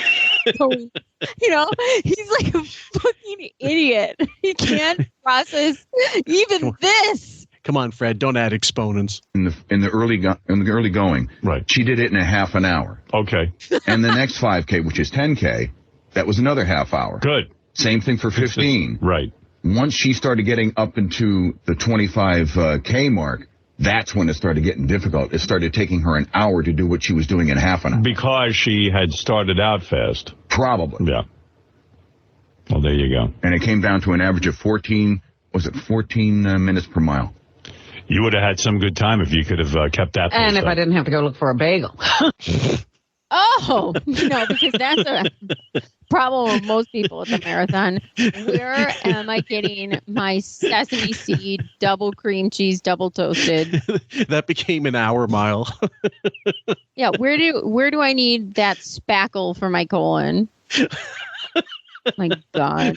That's grotesque. Right. There are a lot of things going on. How long to eat the bagel, or did you run while you? No, I walked a little bit while I ate the first one because I really had no fuel, and then I was running and eating the bagel. So that was running. fuel. Where are the paparazzi shots of this celebrity running and stuffing a bagel down her face? Well, she said walking, but even walking with the bagel. Whatever, Even worse. jogging, walking. How many people on the marathon are doing this? I would have been taking a picture just because that's funny shit. Obviously. A bagel? Obviously. Could you imagine a track meet or something at high school or whatever? And then some kid just pops off at some stand and gets a hot chocolate and a bagel. Like, it may as well have been a piece of lasagna in her hands. Yeah. Real meaty, a lot of ricotta. Sauce. A lot of parm on the top. Yeah, like a chicken parmesan on a bun or something like that. No different, Yeah. like in terms She's of getting a stinger sub. A lot of grease. fucking hero in her hands. I'll show Jared. Look at this BLT. Okay, so here's a Subway melt. That'll help me to the end. Shrimp falling off. A bloomin' onion. Just the image. Fried dough. I think it was Gary Puppet who made the animated GIF of her running with a sub sandwich in her hands through New York, but like Godzilla running through. It just continues on a loop. I wish I could find it. From time to time. Right. How did they time how long it took her to eat the bagel? Probably like 45 minutes. Everything was timed. But that's when it's like she was doing a half hour, and then boom. I see. Yeah, now I understand what happened. Well, listen, you still finished and you did a great job, so good for you. Thank you. I told you my coach, he was talking to his wife. He says, Robin ran an awesome half marathon. And I said, yeah, the problem was I was running a full one. So, like, again, she just, again, so the chutzpah and the hubris of someone who's just way too entitled and has too much of a high estimation of her own ability, that she thinks she can do it, so she goes in for it. And I mean, it's not about someone who's trying it to better themselves. It's like, oh, I can do this. And a smart person knows, no, I can't do this. Maybe I can do a half. And like we said, she ran out of gas at the end of her training because of the Brendan betrayal, which was a huge part of this as well for her failing. But I also think too, what person who's a runner and a marathon runner and an athlete listens to this bullshit with the bagel and doesn't immediately think, what? Yeah.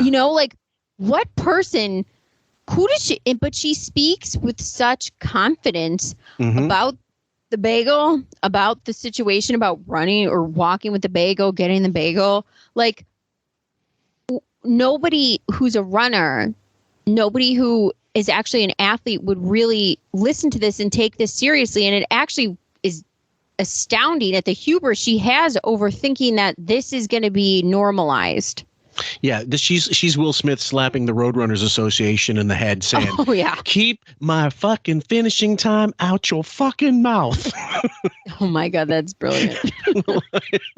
That's fucking brilliant. It's hard. It ain't for wimps.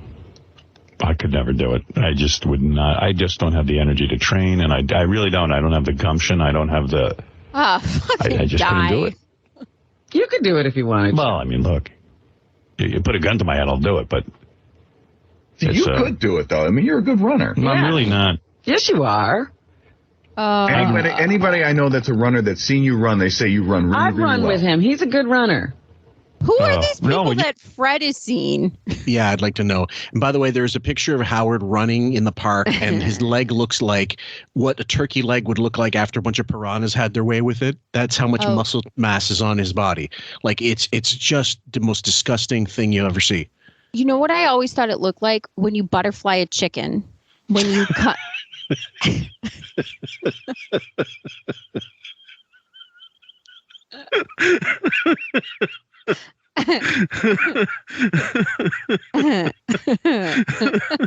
Now I'm hungry. I know. Who's making me something? You ran with me. I was injured. Remember, I had that I know you were having injury. knee injuries and your shoes weren't right, but you're a good runner. You know, the basics are there. No, I'm like a Ethiopian. Oh, okay. Chilean minor, Ethiopian, yeah, the Guatemalans, whatever. Oh, God. The winner, 208. I know. He's 5'8". He looks so much taller on TV. I thought he was a big, tall guy. No, you see these guys run, they're just wiry. I mean, like, they look like all muscle. There's no fat. The guys, and the muscles are just wrapped around those bones. The guys. It's sinew, but it's but they're not. It's not like Arnold Schwarzenegger. Yeah, you fucking sinewy. idiot. Yeah. It's muscles. Look, yeah. Franco Columbo's running. Mr. Universe. oh my God. Look, guys, Hulk Hogan just finished the marathon in 2 hours. Fucking idiot. He's 5'8", and he weighs 123 pounds. Yeah. They say the good marathoners are on the shorter side. Yeah. They don't tall have, guys. Taller guys are. No, they're not good so runners. good. You know, a lot of Mexicans are good runners, and those little Guatemalans. They're usually running like little Guatemala. Yeah. Usually Guatemalans are small, right? They're not. Oh my Lord. Oh my God. Oh my God. I keep mean, going. I can't. It'd be like, it's just, you know. No one would be mentioning the Magic Johnson show appearance. Yeah, and a lot of young Chinese kids are good miners or something. Right. You know what I mean? Like, what are you saying right now? All the best mathematicians are from Taiwan. I don't understand what he's implying. Yeah. Mexicans are good, or what did he say? He said Mexicans are good runners. I'm sorry, we've been through so many races in the last 5 minutes. Yeah. He's been so racist in the last 5 minutes, I've lost track. Yeah. I've lost more. Yeah. I need that roadrunner to tell me how many races he's offended in these last few miles. Good question. Big, yeah. Right. And usually during the year, they're working at the diners in New York City, and they're doing a lot of work. The racism transmitter was broken. Holy moly. Yeah. A lot of running. Anyway, so that was that. A lot of people wrote me an email yesterday. I thought the email was particularly interesting. It, we get reviews. First of all, Robin, on your race, congratulations. I know how it feels to cross the finish line. Best feeling in the world. Great job. Great cause. Love you all. And another one for Robin. Good morning. I just want to congratulate Robin on her achievement. Good job. Okay, a little more. Robin, are you going to run the Boston Marathon? You'd have to do a qualifier for that. You know that? That's the craziest. No, I'll never qualify for Boston. Here's the guy. Based on controversy, Robin, what I'm hearing this morning, I don't think Robin finished the marathon. Let's see if I missed anything out. She didn't have her medal on this morning. That was the other thing. I can bring my medal in. All right. Shoe tag didn't work. The 6 spotters, I hit everything. You keep the only person who saw her finish. What's that? She keeps forgetting the medal, Fillmore. Yeah. The 34 narcissist forgets the medal. By the way, why is she going to frame it if she's not proud of if she wanted to just forget about it? The 34 narcissist forgets her medal. Mm-hmm. But let's think of all the other things she can remember to when she wants to. Mm-hmm. She only cares about herself. That's Robin's MO. I mean, 30 years of Robin cares about Robin. Oh, yeah. And this is actually, again, Deborah and I have addressed it in some episodes on Patreon already. Even if it's negative attention, as it is now, like inherently, I mean, it's kind of, in a way, subtly negative towards her, but also positive. It doesn't matter as long as she's getting some of that attention. Even when they were talking about how crazy she was or is, and they were rating her craziness, and then Jackie was reading her book and obviously mocking her. And okay, you could say, well, she understood Jackie was having fun, but he loved making fun of her, but he loved her, or he liked her a lot, and that she could take solace in that. But either way, the point is, it doesn't matter if she's being made fun of. As long as the focus is on her, she's happy as a pig in shit.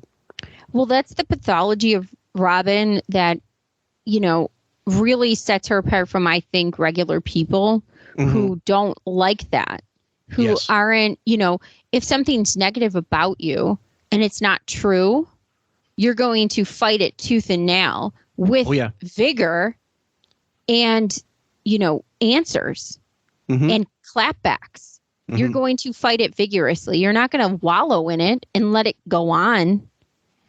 Well, and Robin, like you said, she has this pathology of she lets that negativity, shine on for a long time and ferment. Yeah, absolutely. But I mean, it's not. If it depends what it is, but sometimes she'll let it. It depends on the day. I think actually, the minute even you get her at the wrong moment, you get I'm just a miserable cunt and I'll walk the fuck out. But most of the time, 90% of the time, she's on the show. 95% of the time, she'll take it, and then she'll, and they also they've known for years how much to give her before they pull it back and go, okay, she's at the limit now. Oh, they've got it down to a baking science. Oh yeah, pretty big much. Time. Yep. Those ones where she narcissist rages, like we said, we're surprised. Oh yeah, yeah. Was her coach? No, Richard from New York Roadrunners saw me finish. So that's the last of that, guys. I know it finishes rather abruptly, but there really isn't much more in the archive going forward. However, I will say, if you go on the 15 Foundation Twitter page, which is one of the saddest things, almost as sad as the it's got 100. It's not following anybody. Hasn't tweeted anything since 2013, June 10th, which is when they announced that they were going to actually shut down around the summer. There's no likes, 171 followers. It's just a dead fucking account. Like it's one of the saddest things you'll see aside from Vegecation of Robin, which we'll go into after Hurricane Sandy, according to the polls. But it says here. Oh, and let me first go down the pike there. The last Robin-related thing to the 15 Foundation was in a year following the hold on, let me go back down. We're getting there. There's so little activity. It's pathetic. November 17th. Okay. November 17th, 2010. They retweeted Robin. New contest starting now. Who knows what will happen? Could be last chance to get a Sirius XM studio tour. Crowd rise. 2 likes, 5 retweets. Oh, popular. Oh, no, here it is. Sorry, my mistake. It goes a little further. October 18th. Yeah, this is right. October 18th, 2011. Great article on Strive for College. Blah, blah, blah.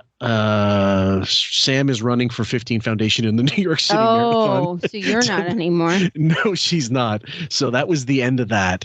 And there was just very little action on the part of Robin after certain points. So going to Mildred Stern. Where this is a book ending the whole saga, guys. It says, alas, all great things must come to an end. Robin's relationship, quote, with Mr. Murphy did not last very long, and he was summarily removed as a director of the foundation and his bio was no longer listed on the foundation's website. I'll put a screen cap for you guys there.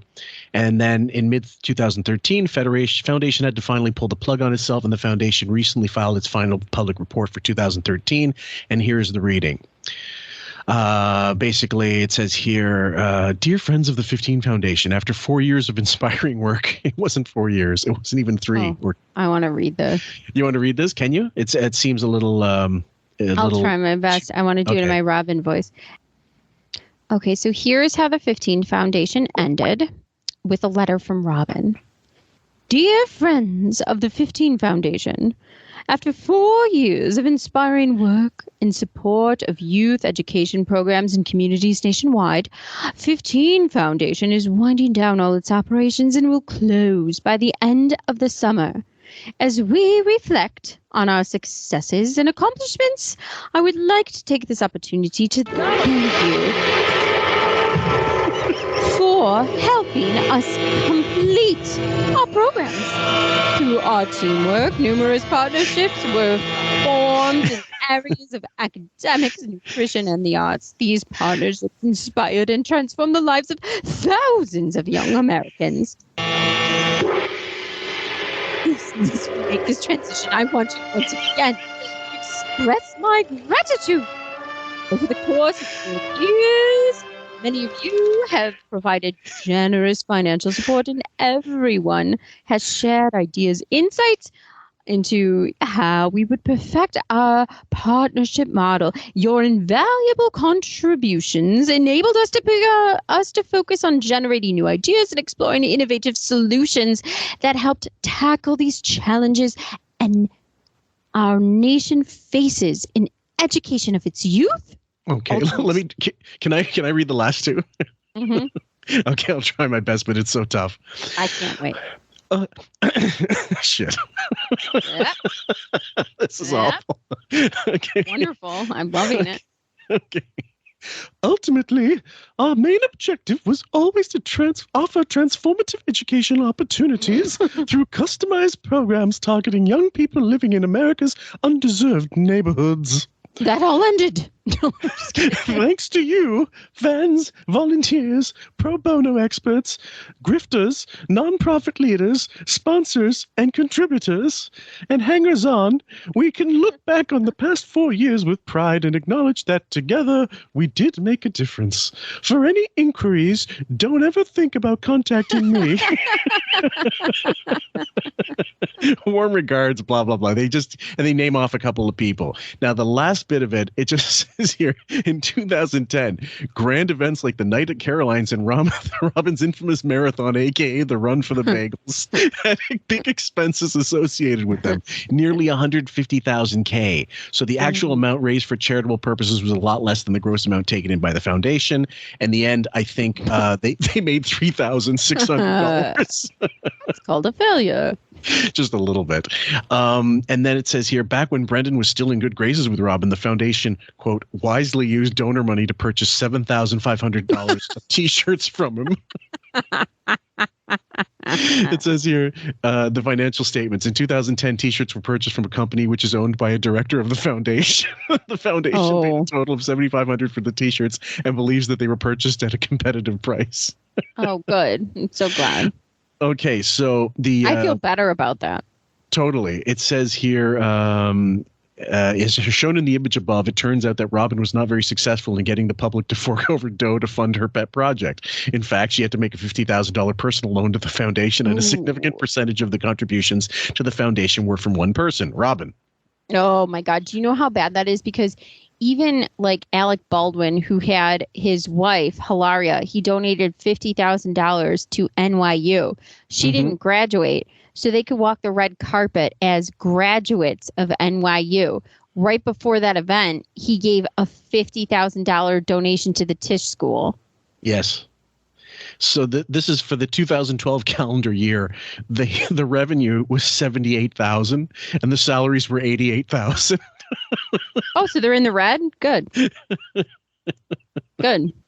Yeah, it says in 2013 the foundation was lucky. Their bank books? Dominic Barber on Percocets at the end? I don't know. Just thinking of images of his house on Fire Island, the estate, all the shit that was left behind. God. It was unbelievable. But what was it? Was he cooking the books in that fucking shanty? Just with pills and fucking meatballs dripping out of his mouth? My God. Well, I mean, it says here, what's the last bit here? It says, in 2013, the foundation was lucky and was able to file a short version of the annual tax form with the IRS. Therefore, it didn't have to disclose any details on how much of its 2013 contributions came from Robin. The foundation used at least $50,000 to pay off the loan that it owed to its bloated founder. Oh, yeah. My God. Yeah, that's that, guys. And we don't have any more to give you except for you have the reading of you found on Mark's Friggin', was it? The Beth stuff about her? So I just thought, in comparison to marathon running, Beth actually did run the marathon. Yes. So in November 3rd of 2008, Monday, that show says Beth Stern marathon run, 4 hours, 15 minutes, 39 seconds. Which is very good. Yeah, it's very good. And they said, so they said the press, Howard said the press was covering him, giving Beth her medal and all of that stuff, and took more pictures of him. Howard said there was a woman who won the marathon and did it in 2 hours and something. So Beth had a really good time. Howard said Howard said that there were a lot of other people running who have no business running it. Robin said the woman who won was doing faster miles as the race went on. Okay. Let me scroll down a little bit. Howard said Beth came close to raising $300,000 for her charity. Now let's put that in comparison to Robin's. Okay.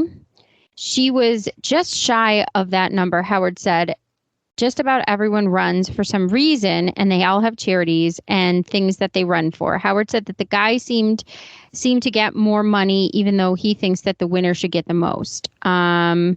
Okay. Now, here's Howard said Beth was very happy to hear the fans cheering her on as the race was going. Said that Marianne from Brooklyn was out cheering her on, and so was High Pitch Eric. Eric managed to get into the VIP section at the finish line. So Eric got into the VIP section somehow, but not Ganji, not Lisa G. So what? I mean, we've got pictures of her getting the medal from Howard. And he's dressed up, of course, like he's ready to fucking head into a consulate and bomb it.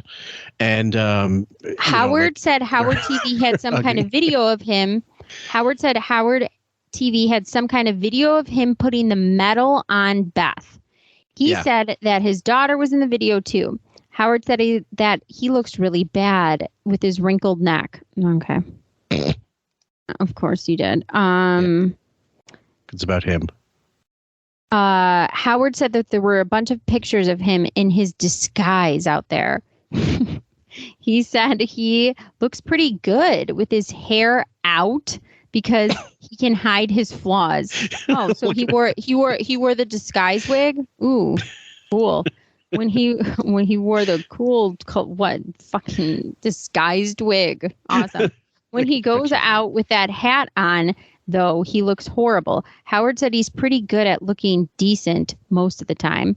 Howard said Beth told him that her legs were hurting so bad, too much until the end of the race. Howard said he saw one guy go down. Robin said one guy did collapse and die at the end of the race. Howard said it was probably the guy he saw. Robin said there were 2 others that had heart attacks and they're in the hospital now. Howard said running 26 miles is insane.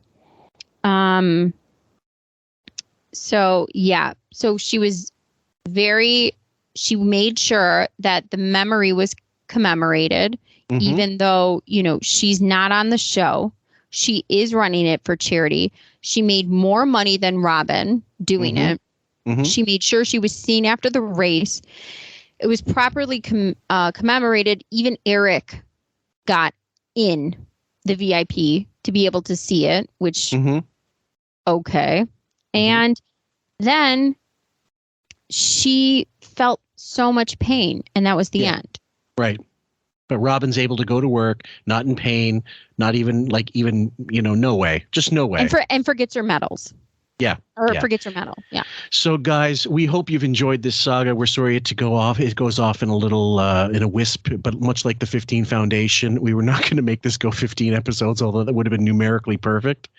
Guys, I'm sorry. We have to close this down. Yes, we hope we want to thank all the pro bono QFers out there and and the sponsors as well. Yes, it was quite a ride. Yes. And guys, we hope you enjoyed that one. We hope we did it justice, and hopefully it inspires you to make your own podcast and do other such grifting fucking exposés. Because one of the first QFers that got on, he messaged me immediately and said, are you guys going to do the Robin 15 Foundation? Because he wanted to do a whole special on that, like a whole write-up on it. And I go, yeah, whatever we get, you're more than happy to use whatever info we can find. I have no problem with that. It'll be just like when Beth wrote "Oh My Dog" and used every single source as her own, material. It's such a grift that it could be a Netflix series. Except for a Netflix series, I don't think would do it justice. I think that you need to parse this through, and as many episodes as this has taken, you need this detail, because then you can go back and listen to just how absurd. Yes, and we put a vote up on Facebook, and we put a vote up on Patreon as well. We hope you guys join that. It's more than worth it. You're going to get for $2.50 a month minimum. If you use the Whiskey Sobbing computer board level, you'll get all the Sunday episodes, which will be on Patreon. And then you're going to get access to 50% of the extra bonus weekly episodes we put out every month. Yeah. Go for the Black Kluge level. Guys, it's even better. It's $5 a month. You're going to get access to the 32 episodes we have in the archive that aren't available to the Whiskey Sobbing computer board level. It's really worth it. And we're talking about 50, 60 hours of material. It's really good shit. And the next saga, the votes are in. The next saga will be the Hurricane Sandy Saga. So we can't wait to get on that. Oh, yeah. And thanks for voting, guys. Join the Facebook page if you haven't. You can definitely have more input then. Yep. So take care, guys. We love you. Bye. I want children. Oh, no. Can you stop this? I'm going to poke a hole in all your rubbers tonight. Oh, you fuck. I want to have the Stern Empire. Can't we stop talking about this?